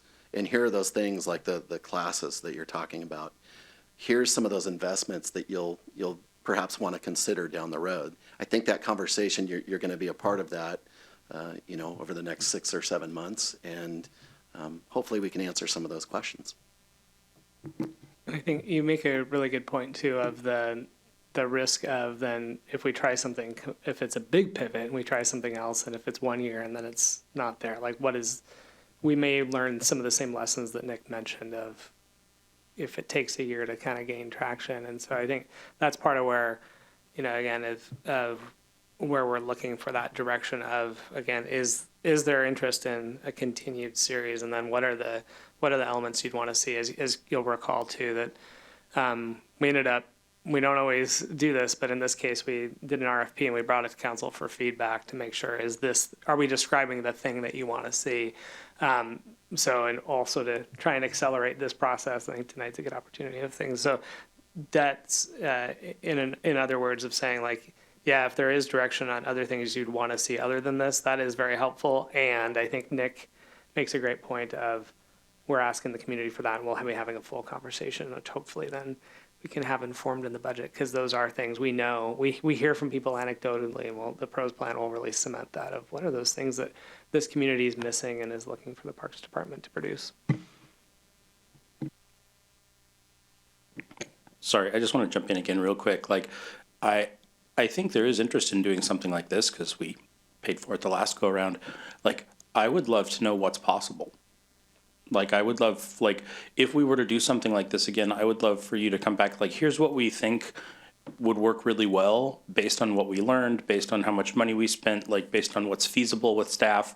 And if we need more budget for more staff, if we need part-time people, like, what's it going to take? Like, and what would it mean for us to do something that is sustainable, that is cool, that the city puts on, and like what resources do you need? So like I'd love to have that conversation down the line as we look at this, because I don't want to sit here and come up with ideas because I don't know how to put on events. So, Well, and some of us might be like, I want a pony. And that might not really be, you'll be like, well, where would we put it, right? That would be the immediate. But just, I think giving us some framework would be good. And your department usually comes up with really cool stuff. So I'm excited to hear, like, make a wish list, if that makes sense. I'm gonna jump back in later. I just had a question and a couple comments. Did Gillywagon give us feedback on what they would do differently? I think the biggest piece of feedback that we received from Gillywagon as far as this event series would go is that they would trend away from the sort of market aspect of it and push more towards an immersive sort of entertainment focused experience. They would say that, we need to definitely upgrade our infrastructure if we continue to do things on that Main Street corridor. They think that, a different venue space would probably serve an event like that better. But again, it all comes down to planning too. So they would want, if they were coming back and they were going to be on board with us, they would want a shorter event series, and they'd want it to be very dialed in. Okay, that's good to know. I hit most of because it's walkable for me, so there was no excuse not for me to walk and drop in. I hit most of them. I did miss the Bonsai, and I'm kind of sad I missed that. But overall, I was kind of disappointed with energy level. Everybody was trying, but I felt like I was kind of in an incubator, street festival.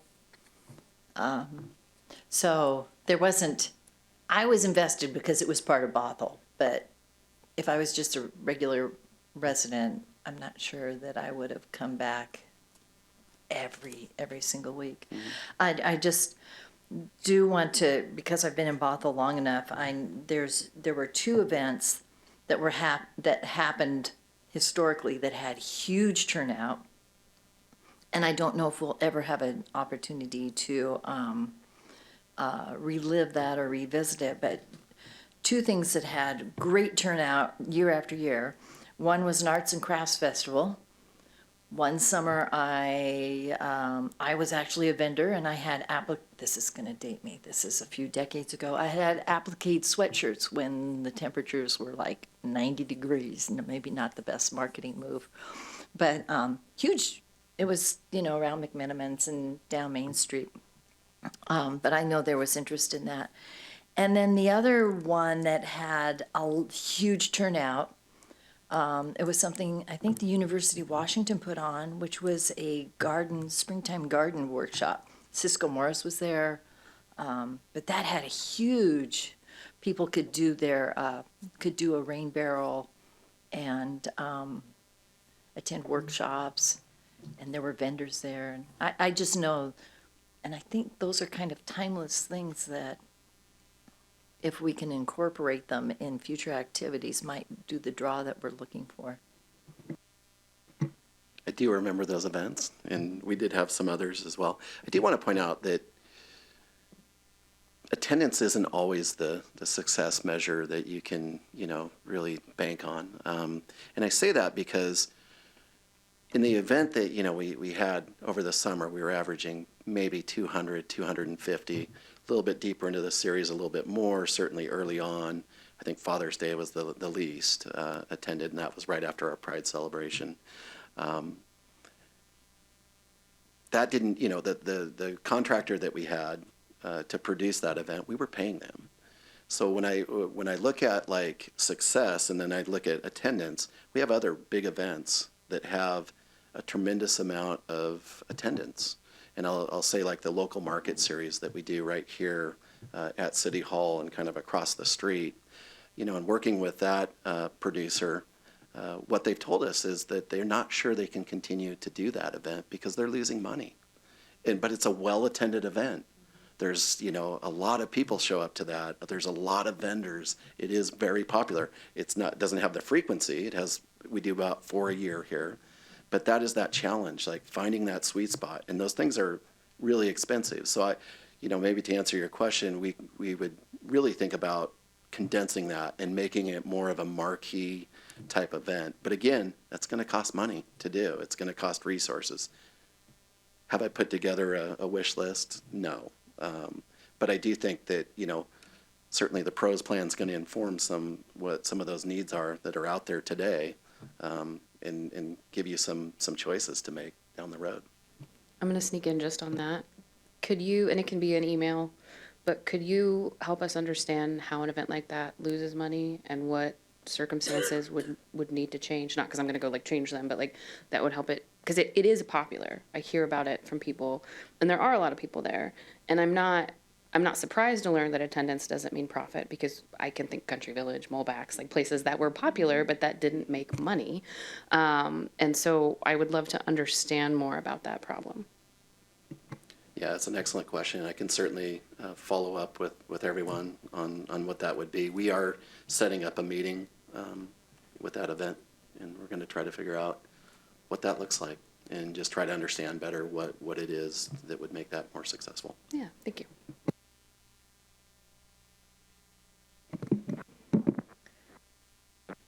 I've been looking forward to kind of the recap of this the series that Gillywagon put on, and just to kind of hear feedback. I think it was really important to hear the lessons learned, and there's a lot of lessons, and I think over the last 3 years that we have tried to do summer events, I honestly feel like the first year was the most successful. But that was when we were doing it on City Hall Plaza. And I don't know if it was the location that made it so successful, or if it was the enthusiasm of, but it was just so well done. And our Parks Department puts on really good quality events. And I hear also what you're saying about bandwidth and the ability to maintain that level of involvement and engagement with the community in events like this. And so that's why I was open to bringing in a third-party vendor. I was cautious on the on that proposal because it was so long. And so I think the feedback of dialing it in and doing fewer dates is going to be really important. I also noticed that, people did kind of trickle away at about 10 o'clock. There was never quite that second wind of nightlife that I thought might pop up.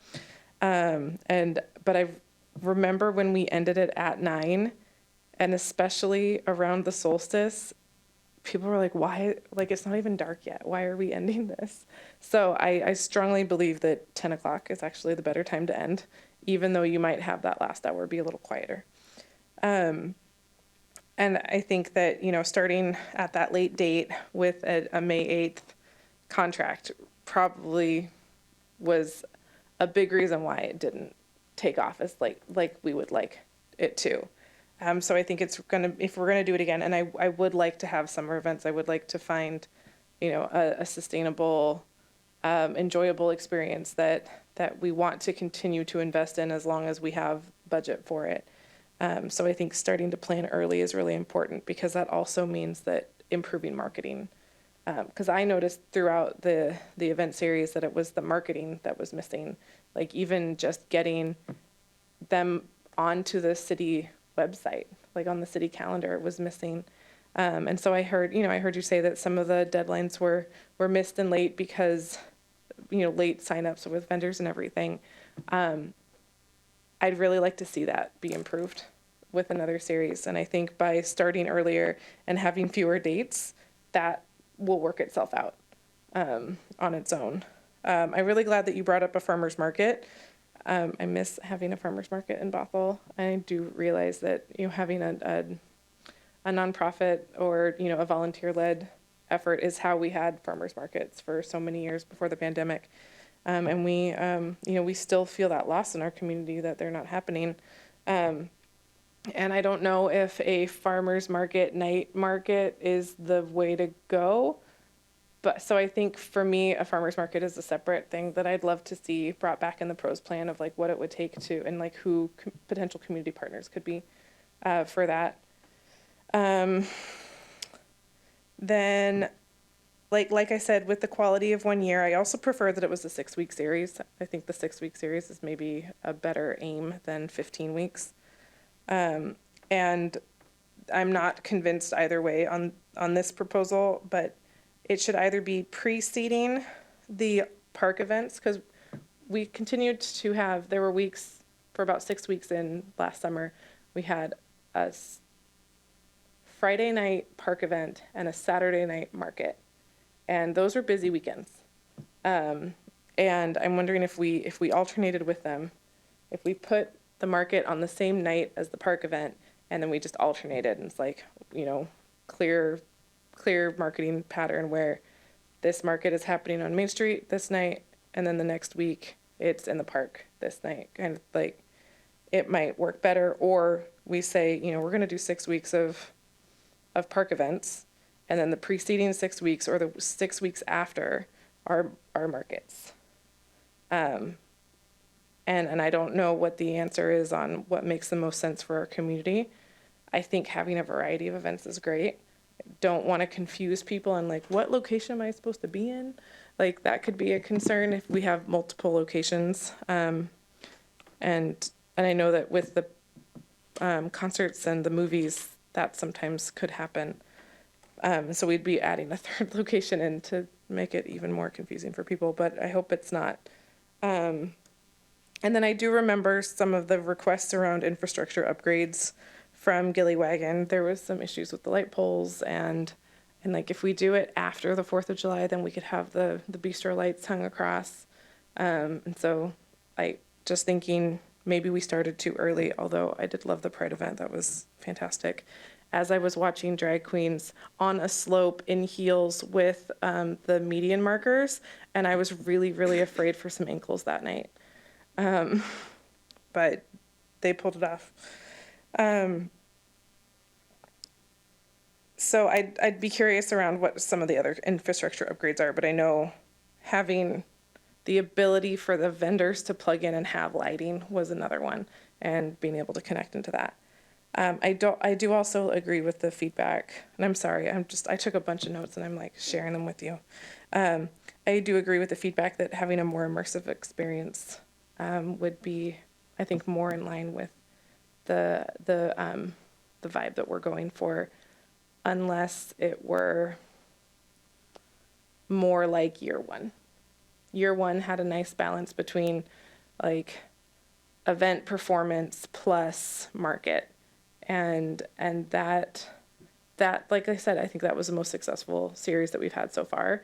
And so if we can take the lessons learned from that, the successes of that, and apply it to, you know, year 4 now, I'd like to see if we could recapture some of that energy and spirit that we had. So when we think about attendance, again, when I look at sort of the comparison of year 1, where it was those 3 different events, you know, we were coming out of COVID, so we were bringing back things that are really foundational to parks around the world, you know, things like music in the park, things like, you know, movies in the park, theater in the park, all of those types of things. If you just wanted to go off attendance, this year was our biggest attendance that we've ever had in our event series that Parks produced, hands down. We had the most at every single event that we put together. One of the things that we heard about the City Hall Plaza, and we sort of hear about the downtown, is that it's a heat island. And that was a constant feedback that we got, was like, yes, it was like cool to have things here, but the environment wasn't really inviting. It really, you know, the infrastructure wasn't in place where we had like grass areas that you could sit in and you could watch these experiences. And the thing that we continue to hear from our community is, when can you do more music in the park? When can you do more theater in the park? Those are the things that our community is really, really asking for. And again, when we saw the attendance this year in particular and the lineups that we had, that was really what was speaking to the community. I mean, we had the most we've ever had at the park at Bothell Landing, for example, for an event, to the point where we're having to think about do we look at a different venue? Because it may not work here anymore. We're a growing city. So, again, we'd have to identify what that was. I mean, we did used to do, we had stuff at Pop Kenny many, many years ago. When you think about fireworks, Pop Kenny used to be a grass field, and there used to be dirt fields out where the parking lot is. So they used to be able to do fireworks in a safe manner. It's a little more challenging because we don't have water. I mean, certainly we have the river, but not enough to shoot the big fireworks. That's why Kenmore and other places that have sort of the bay, they're a little bit more successful. But yeah, those are some of those challenges. And then to speak to the 6-week, to create like a 12-week series, one of the sweet spots of every summer event series, and you'll see it every year if you look at the regional calendar in July and August. That is the sweet spot for doing community events, and you'll see it booked out Monday through Sunday. There'll be special events that you can go to on any given night, particularly as you get towards the weekend. You have 100 different options on a Saturday night in that sweet spot, because people know that's when you plan it. That's when your best chance for weather is here. That's when, people are home, they're maybe not in school. This is the time that you activate. So we are competing with a tremendous amount of competition around us. And so when you extend it out beyond that, then you have the unpredictability of weather. You have, some of those other challenges that we kind of saw this year. It's interesting that you bring that up because I know I think there's 2 different Shakespeare in the Park companies coming out of Seattle, and I will see them booked midweek in different parks around the area. So that makes sense that Sunday through Saturday there's always something going on somewhere around the area. Councilmember Curd, can I put you on the spot? We were talking a little bit yesterday, and you asked me a great question about, I don't want to spoil it, but That's fine. about how do we augment the costs a little bit. And I Yeah. think that's a good item to get on the table. Okay. I selfishly, I was looking back through my notes and agendas from March when we signed this on.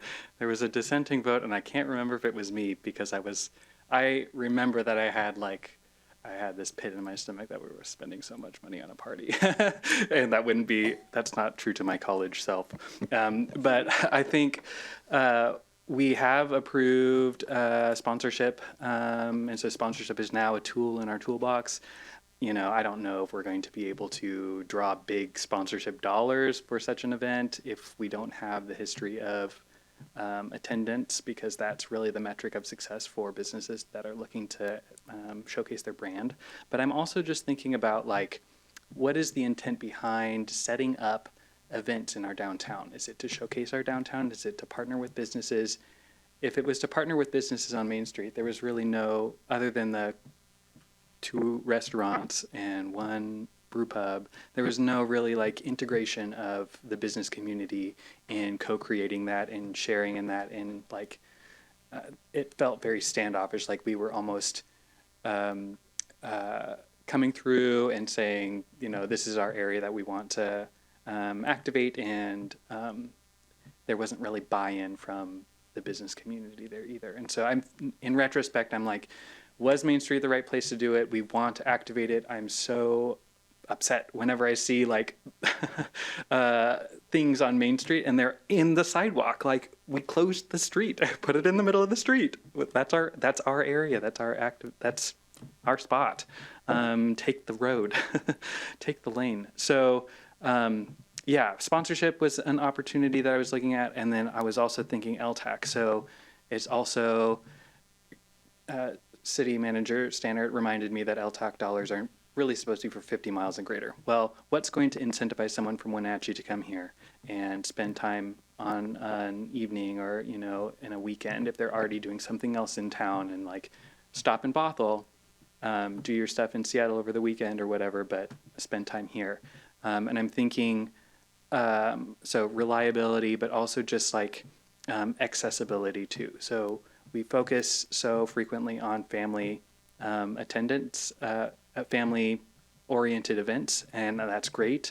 Families need places to go to, but there's the metric of success being attendance. If we focus on doing events for families, we're instantly going to have more attendance because we're counting children and families, rather than are we reaching, single people in our community or people that are like traveling through and like spending time. So is LTAC another opportunity for us to use funding to augment or to make events more flexible, or I'm not really certain. I certainly think we could have a discussion at LTAC about what that might look like. Typically, LTAC dollars are, again, heads in beds, so we're trying to get people to come to the city and stay overnight. In looking at that, where that's been successful is where you would create like a grant program, for example, to give money to an event producer to put on a multi-day event. So typically it's like a Friday, Saturday, Sunday. We see like the wine event in Kirkland. There used to be a Father's Day beer event, I think, down at Marymore. Maybe it's still going on. But those are multi-day events. Bumper Shoot, for example, you can start to jump into those. And then your sponsorship policy, I think that's definitely something that is a work in progress. We actually have created a sort of a opportunity, and we put it out there and started advertising, like, if you want to sponsor, here's the different levels. The one thing I would say about a sponsorship opportunity, though, is that it also takes staff time. It takes a lot of resources because you're developing a relationship, right? And to do that, you have to continue to work on that relationship. You can't just, hey, it's not always transactional. I mean, it's certainly some people it is. You just cut you a check and it's over. But a lot of people want to have something more, right? What do I get in return for that sponsorship? And so it's really developing those relationships over time. And again, that takes staffing and resources to do. Yeah, I just want to reiterate my support for the department leading the effort. I think that we have a creative team in-house already too, and so whatever we can do to help it be sustainable for staff. If that is pushing out to external capacity to help augment, but you understand the city, you understand what people are kind of asking for and what has historically been successful here. We have ideas, and I'm really glad. So in retrospect, even if I was the dissenting vote, I don't remember. I'm glad we did it because it was a test, and nothing terrible happened out of it. So it was a success in my book.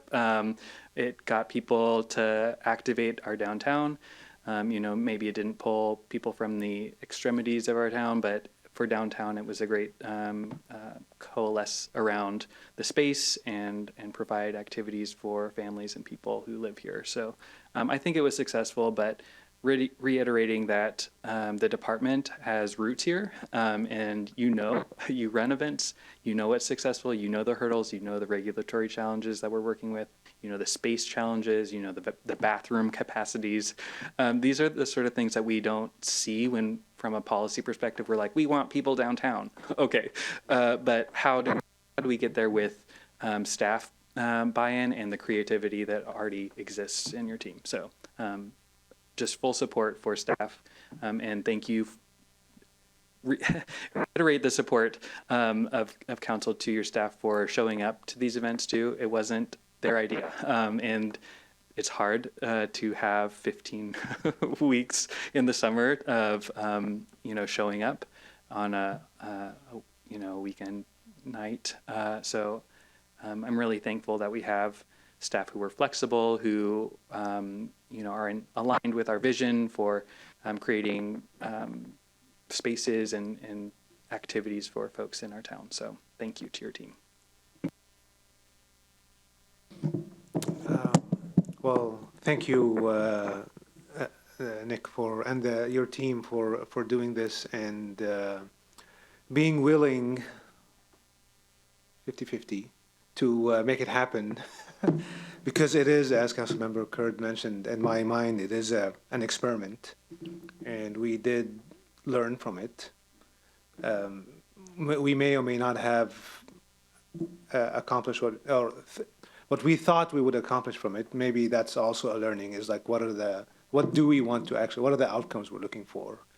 A lot of us are looking at attendance, but to your point, and you're the pro, attendance may not be the outcome for any given event, so that will be thing for us. That's a learning. That's in of itself is a learning also. Like maybe we were unclear of what we wanted this thing to be, you know. In addition to all the timing issues that you mentioned, all that, and the fact that we're discussing doing a cool thing without having to worry about the money. We have to worry about the money, but without, you know, it's like discretionary spending, you know, type thing, and not having to worry about, you know, cutting stuff, vital services. I think we're in a really good spot that actually we're discussing what above and beyond, you know, the vital services can we do. So this is, to me, that seems like a win that we're in a position like this, and obviously thanks to you and City Manager Stannard, and I'll give him some roses here because he's able to give us a budget that we can actually run those experiments with. The thing that I wanted to mention, I don't know if I can address your questions directly, but we do only have 6 months until the summer. And there is this small event called the World Cup that we just discussed earlier. So, like, we need to make a decision sooner rather than later on whether to do something or not on a Saturday, right? Or whatever it is. Well, number one, are we going to continue doing the Friday series, which I think they've been a smashing success. So maybe we'll continue that. But the Saturday series, I don't know. That's something that, as Councilmember Kurd, I think I will also look to you to give us some advice and some suggestions based on your experience and see what we can do. And maybe that will be like the early next year so that we can, as you know, help you make a decision whether you want to continue that or not. We are in a budget season too, so that might be, you mentioned resources a lot, so that will be a budget season, a budget discussion, I believe, whether it's for next year or beyond, because you did mention pros, so that's a long-term capacity planning type exercise also. So we need to start setting up the budget to help us achieve, once the document gets signed, okay, let's go and execute, you know, that time. And speaking of sponsorships, which is a great idea, which made me think maybe it's an economic development type.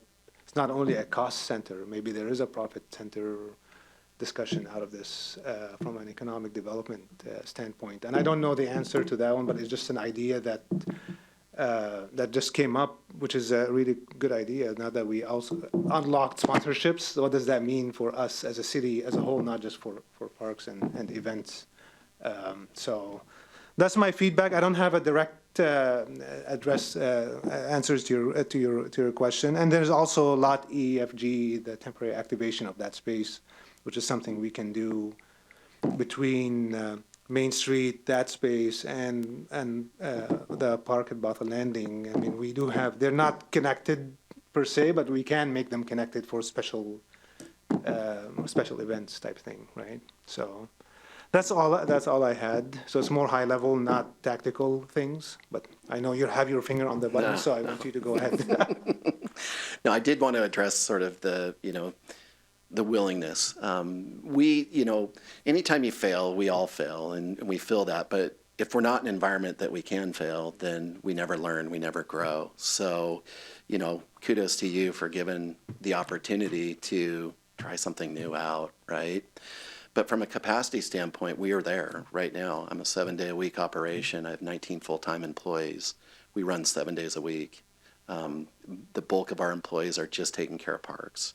So we have a really small, group that supports all of these other type of events. That does so much. Yeah. Just I have to add, I'm not buttering you. No, no. I'm serious. Like, we are seeing the work that you and your team are doing. So it's all I'm saying is, like, we are always willing, and we're a very creative group, and we jump in and sometimes say yes where we should say no. We know that, right? We know that about ourselves. So yeah, I mean, I think there's always opportunities to think outside the box, and we can certainly, gather around and think about what some of those things might be. The question about the timing, because you do need to have a decision like ASAP, right? Or you want us to help make a decision ASAP? I don't know how that's going. Well, timing's everything, right? Yeah. So what I'm telling you is that we are already booking stuff for next summer. And particularly when in an environment where your resources are going to be depleted because of the World Cup, it's challenging. It's a challenging environment just to do rentals, for example. So some of the things that we've added into our events, you know, whether it's seating or tables and things like that, it would seem simple. And there's companies here in Bothell, like Grand Rentals, that actually do that kind of work. All of those things are being allocated right now. So that's why we have to be on top of this. We can't wait, you know, and to go out and contract again, we'd have to go through another process. So, you know, I think to your question too, Deputy Mayor, it's good to put us back on of what do we need. I think, you know, again, the first question that we had up in front was, is there an interest in continuing a discretionary third-party managed community event series? And I didn't hear anyone saying no, right? There was different ways of doing it, maybe augment using that third-party resource differently, that sort of a thing. So the curiosity of exploring, I think, remains. The scope outcomes, I mean, we got some ideas, but we also heard some direction of like, tell us what you'd want to see. And I think, so that's helpful. I do think time is of the essence. What I'll put out there, I mean, one of the things that as I've been hearing from Nick that has me curious is, and you'll see one of the attachments in your packet tonight is around like, what are the permitted events that that we've seen over the last few years in the summer? And yeah, if you want to go to that slide too, Nick, that would be great. So you have a list of what they look like, but we also have by the numbers. And so some of what I heard, it might not be there. Let me see if I can get you there. There you go. So one of the things that I've heard as a value, as I think back to the conversations we had earlier in this year, was around predictability of activation in downtown. How do we tell residents, come downtown to Bothell? And we've ended up picking Saturday night for this series. So, you know, one of the things that I'm curious about is around what are people wanting to do anyway? Like what is happening? Because we actually did run into a scenario with the Moonlight on Main series as we committed this, and people were coming in or, you know, were interested in having events, and we had to tell them like, oh, well, now it's not available because we're coming in and doing it. And so like there might be a strategy here too of like thinking about Councilmember Aldrich's talking about the Friday series for summer nights. Like maybe we look at where are our gaps where we don't have activations, and so like also maybe during the World Cup we just say we're not going to try and compete with that. But if we come up with a plan and focus on it some series, but if the underlying message becomes downtown Bothell on such and such a night at such and such a time, you can count on the fact that something's going to be happening. I mean, we can play around maybe a little bit with that of saying, is there a different way of filling that resource? But I guess what I wanted to hear a little bit too from council is around, again, was that concept of consistency of if you come to downtown Bothell to explore, you're going to find something. Does that still resonate? Or do we want to be more specific about what you, like to Nick's point of, there was also some fatigue if people didn't know, is it going to be watermelon night or is it going to be something like, do we need to have something that's the same experience as well? I'll jump in and just say I think the important thing is I think the predictability in time and the predictability in what's going on are probably both equally important. And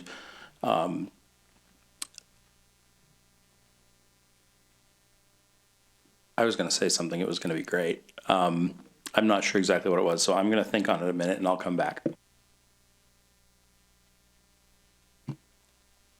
I think something like 6 weeks of events, perhaps after the World Cup is over, because it's going to be nuts. Mason, you can jump in if I don't want you to forget again. Okay, so I'll just keep talking. Oh, no. Yeah. I think the important thing, no matter what we do, is to have it be good. And to have it be when people come here, they want to come back again. Like, and not show up because it's watermelon night. It's a curiosity and like it's something going on, but like show up because there's going to be something down there going on that I enjoy. And I want to go experience that thing. And when we originally talked about this, starting summer nights in Bothell, with the idea that it would then expand into something bigger, like I think we were starting with that principle. And like I think like Councilmember Curd said, those first year events were amazing. Like, they were really cool. Like, was that Councilmember Alders? Okay, sorry. I appreciate that. Like, I was so excited because I think Blaine and your whole team put on amazing events, and they're a lot of fun. And I would like to go back to doing something like that and then build from there, as opposed to, like, I feel like we started with something really cool and then it changed, and I'm not sure why. What's the element of cool that you're pointing to? Because, like, again, to Nick's point of, if we looked at it, like the concert series, like, if we didn't know what capacity of the park at Bothell Landing was, we found out this summer. Like, there was a point where we had officers down there from a crowd control perspective starting to have a conversation as how do we get people to leave, because it was so popular. Yeah. But so what was the element of, like, to Nick's point of, if it's not people, what's the it factor? I mean, there were a lot of year? things to do. There were a lot of things to see. There were a lot of people there. They were interesting. Like, they were well done, well thought out events.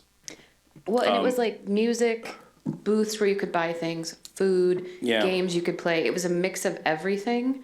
So I remember being there with people, and some of our friends were dancing, some were getting food, some were playing. Like, I remember Mason's kids playing the giant, the thing with the Connect Four.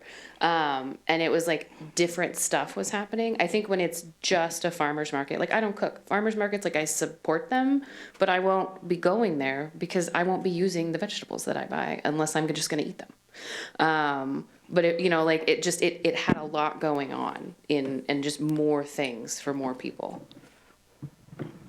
Can I jump in with just an idea?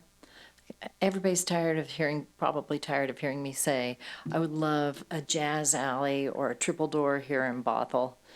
And I was thinking yesterday, Darrington has bluegrass. Could Bothell be the place for jazz and improv? And what would that look like on a summer night? It's just an idea.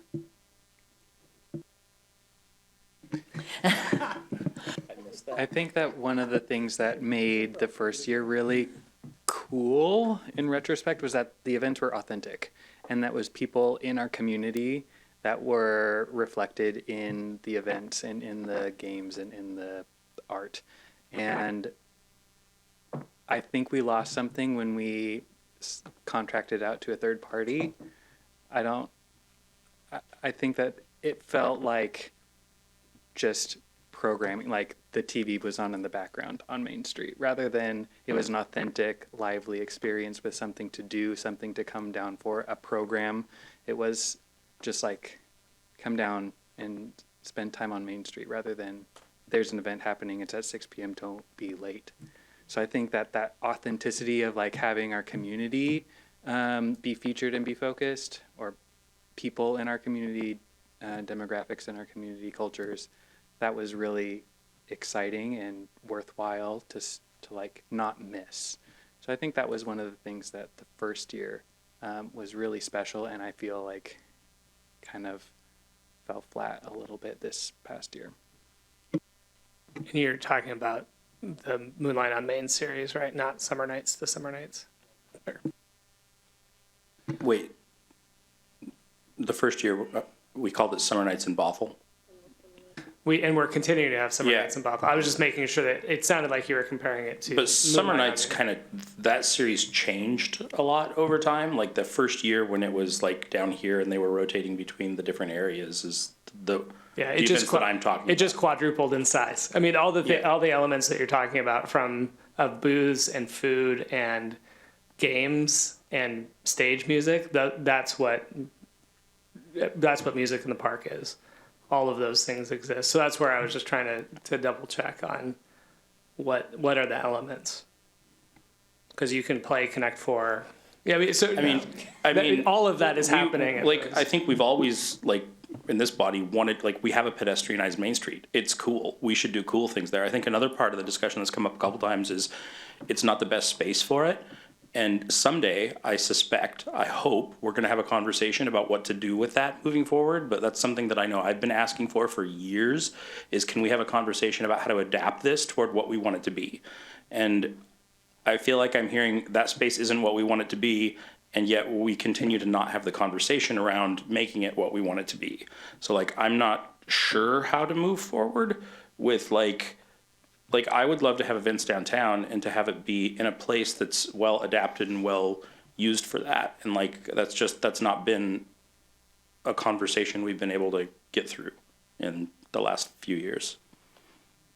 So looking at it from a parks perspective, so to pivot and to go back, we're hearing we want more concerts, and to kind of give context, before COVID, we had 15 concerts. We did 7 adult concerts and we did 8 kids concerts as part of that program.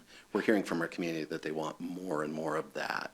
That we're hearing that they appreciate the space of the park because there's those grass areas, Totally. there's, all those things. So if we go back to what we were doing that first year, are we, from a capacity standpoint, we don't have the capacity to do both. I understand that, and I understand that's what people are asking for, but people are going to ask for more of whatever we give the best experience to them in. Like, if we build an experience that's really cool and unique, people are going to keep asking for more for that. And if all we do is do what we do at the park but on concrete, then yeah, it's not going to be as well loved, and it's not going to have people asking for it. And I guess what we haven't, the code we haven't been able to crack really since that first year is how to create that kind of experience in a different place than a park. Yeah. And that's just something we haven't been able to do. And so that sort of asks that question of, is this a parks function or is this something else? Is this economic development? What is that end goal? Because from a parks perspective, as a parks professional, that type of programming that we do that is super popular and known throughout the world is something that we foundationally, I think, should be doing. Totally. Should be providing. So if we're going to pivot away from that and really focus more in street activations and things like that, I'm not certain we certainly could talk about it, but I don't think that's a direct park, Well, events. The 4th of July is a parks event, and that doesn't happen in a park. Like, we have all sorts of events that don't happen in parks that parks do.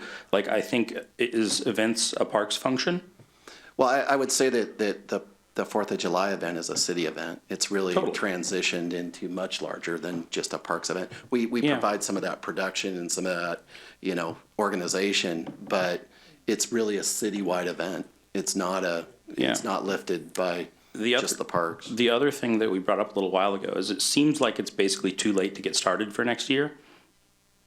That's what you're saying, that's happening right now. Like, and we don't even have a fundamental concept of what we're doing. And I think if we did, we'd probably need to have another conversation about it. Like, it almost feels like we've waited so long to have this conversation that we're up against the wall, and now we don't have time. And we're, going to have a couple more meetings, and then it's going to be next year, and we're going to be behind the 8 ball again. Yeah, I would say that I would hope that, again, the conversation that we have about the pros plan and what the community is asking for and what they'd like to see, hopefully can inform some of those things. What is it? What is it that the community wants? But the community, I think, is also going to want more of the good experiences that we give them. And if we are, I guess, just unable to give them a good experience downtown, then they're not going to ask for it. And if it's too hard to do, then I guess, I can't make it happen from here. I think though, so the only place I disagree is that, so last year, or for this pilot, we were following the direction of, we brought back a scope before we did an RFP, then we did an RFP, then we went to contracting. And so it was a really protracted thing. I think if what I'm hearing though was a confidence of, staff, we've given you some concepts, go do it. We can, while we still have to take some steps, we can put something together at least of where we're not having the stops of coming. So tonight, the hope tonight was to get enough concrete direction of saying do you want us to do it, and what do you hope to see? Now go. And I think if that's where we're at, then I think that's what we have. And I think we have some latitude then of saying too that it's not necessarily 15 weeks. Basically what I've heard is use some professional discretion on how to make it the most successful we can for this year, knowing too that, again, the pros plan, there's gonna be different things that inform the budget. There's gonna be things that inform, let's make it a a foundational piece of how we operate in the future too. It's So like a these are all. comprehensive view of this. Like, this is a thing. That's why I mentioned economic development. I'm looking at Ashish because he's sitting right there. But it's like it's a parks thing, it's economic development thing. It could be a public works thing. Like I don't know. Speaking of toilets, so those things. So it's a more holistic view of this. But this is a long-term thing. Right now we're, as the mayor was saying, like we're about to hit, if we haven't passed the deadline to make a decision. For next year, it sounds like. I think we're still in that trying it out phase, right? Okay. I just want to be really clear. I don't need to touch this again. You guys do really good events. Like, go do really good events. Like, the first year of Summer Nights was amazing, and it was all downtown. It was really well attended. People absolutely adored it. And you guys just took it and ran with it. Like, that's not, like, I just want to do cool stuff downtown. And now we have bollards. Yeah. And I would love to take some of the learnings that we got from Gillywagon as we have those conversations about like what to do and where to put in, outlets and like what that infrastructure looks like for it. But like, I want to know what we can do and just make it cool. And you guys are the pros. You do this. Like, I would love to just have you guys do awesome events, and whatever they end up looking like follow the community's voice and discretion and like give the people what they want. But I'd love to just be able to do a little bit more of that down here.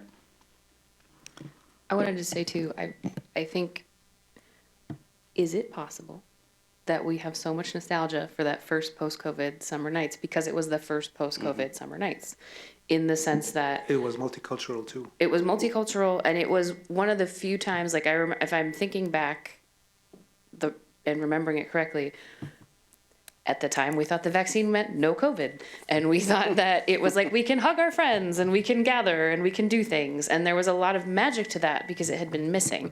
Some of us had been doing Zoom preschool at home and we were pretty sick of it. Or facilitating Zoom preschool. I wasn't a participant. But it's just, so that I think it might be part of the nostalgia. I'm trying to pick that apart. But I wanted to say too, I think my goal in bringing up what would that $225,000 get us if parks spent it is if you guys do throw my favorite events in Bothell, right? Like that remains true.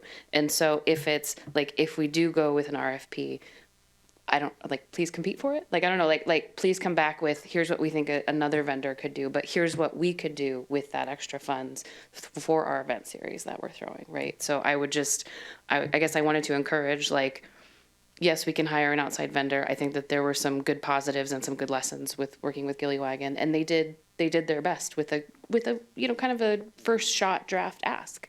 But what could we get from our own staff who are amazing, right? So that's kind of my thinking there.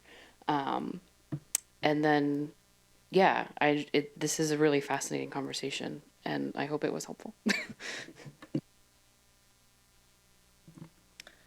I think we've had a lot of conversation tonight, and so I do hope that we are able to wrap up. But the last comment that I would like to make is around utilizing the parks for the summer events. And I might have misunderstood what was said around moving, like what we did the first year of Summer Nights on City Hall Plaza, that has now been moved to the park. If I'm understanding that correctly, I don't see it as being similar but not the same experience, because at the park you almost have to park yourself. You have to find your space and kind of stay in that space to keep it so you got your territory and that's your space and that's your picnic. And yeah, I really enjoy the ability to move around and be able to explore and as there have been more kind of market, more food truck, more walkable activities to do at the park, that's what's made those park events more enjoyable for me. And maybe I'm just coming at this as, the parent of autistic kids who need to move around, who need to be away from people, who get overwhelmed with too much movement, too much sound, too much everything.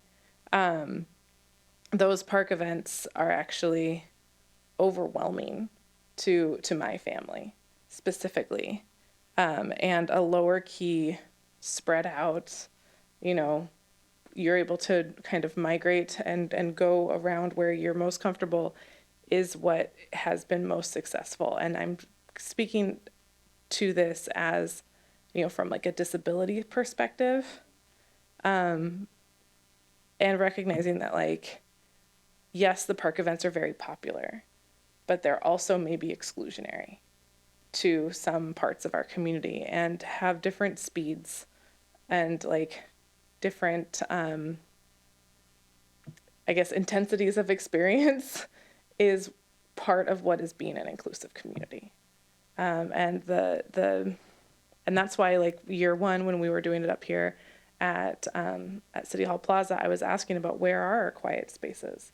Where are the spaces where you can have, a quiet zone for folks on the autism spectrum to where they can feel like they are a part of the community and the event, but without feeling so uncomfortable and overwhelmed by the scale of it.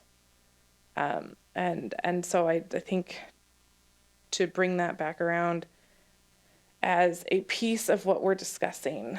And I don't necessarily have the answers. I think we've had a lot of ideas here tonight. And I really appreciate staff being able, I see you're taking copious notes and put this all together into something that you can bring back to us as a proposal. I just know that one of our priorities needs to be start planning much earlier than we did. The interest is there to do something on a smaller scale, it sounds like, and I do think we need to get moving on it. I think it's June 19th is a World Cup night, and it's a Friday. It's also... Yeah, it's June. Yeah, that is the USA versus Australia game. That's going to be a big deal. And so, like, maybe that event is for the people who are attending locally.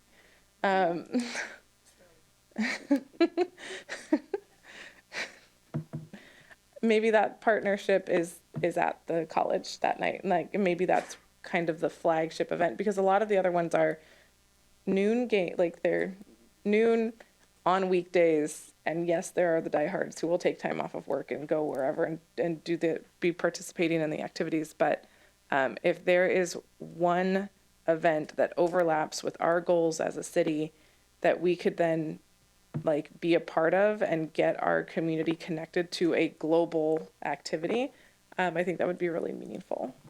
And that's also a holiday, so yeah, so people will be off. But that, yeah, point well taken. I do think there's an opportunity for casual placemaking. You had mentioned earlier tonight your appreciation for what we're doing with the lights at the landing, and that's the experience that we're trying to create. It's not something that takes a lot of staff. It's creating, places where people can go at their time and they can go experience it. And those are things that we think about, certainly in our parks. And that was sort of the idea behind having a month-long setup at the park. I do think, I hear what you're saying too. I mean, we had a kids' day, a play day down at the park at Bothell Landing this last summer, which surprisingly, was spread out all over the park and surprisingly was super well attended. And this was middle of the day, but had all kinds of activities for kids and they could go all different directions. So I do think that, certainly all the feedback that we've heard is good. And I think that we can kind of go to the drawing board and see what we can come up with. I think, things that we'll bring back, we're going to talk about, what those potential costs are and what the capacities are and have those conversations as well. But I do appreciate all the feedback that council's given tonight. I think it's been helpful. I'm going to just toss an idea out, which I'm sure you have not thought about it at all. This is tongue in cheek. Is if it's dialed down this summer for expanding our summer nights for this summer, I would think that would be a great opportunity to run a survey for people who are coming to our very well-attended events, which I'm sure you already thought about. I don't know how you structure those questions where you can get good information. I know from my experience from test writing that it's very difficult to write good questions, but it sure is an opportunity. And I'm sure you've already thought about it, but I had to say it just so that it was said. Yeah, some of the recent questions in the survey that we did for our pros plan, where we had a little over 700 respondents, were focused in that area.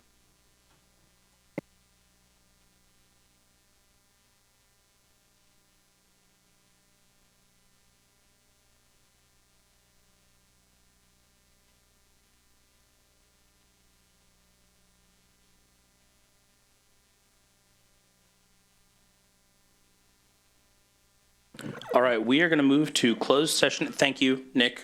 We appreciate you. We're going to move to closed session regarding labor negotiations pursuant to RCW 4230-144A, expected to last 30 minutes with no action. It is now 8:45, and we are adjourning to closed session to discuss labor negotiations pursuant to that RCW for 30 minutes with no action, and we'll adjourn the meeting directly from there at 9:15.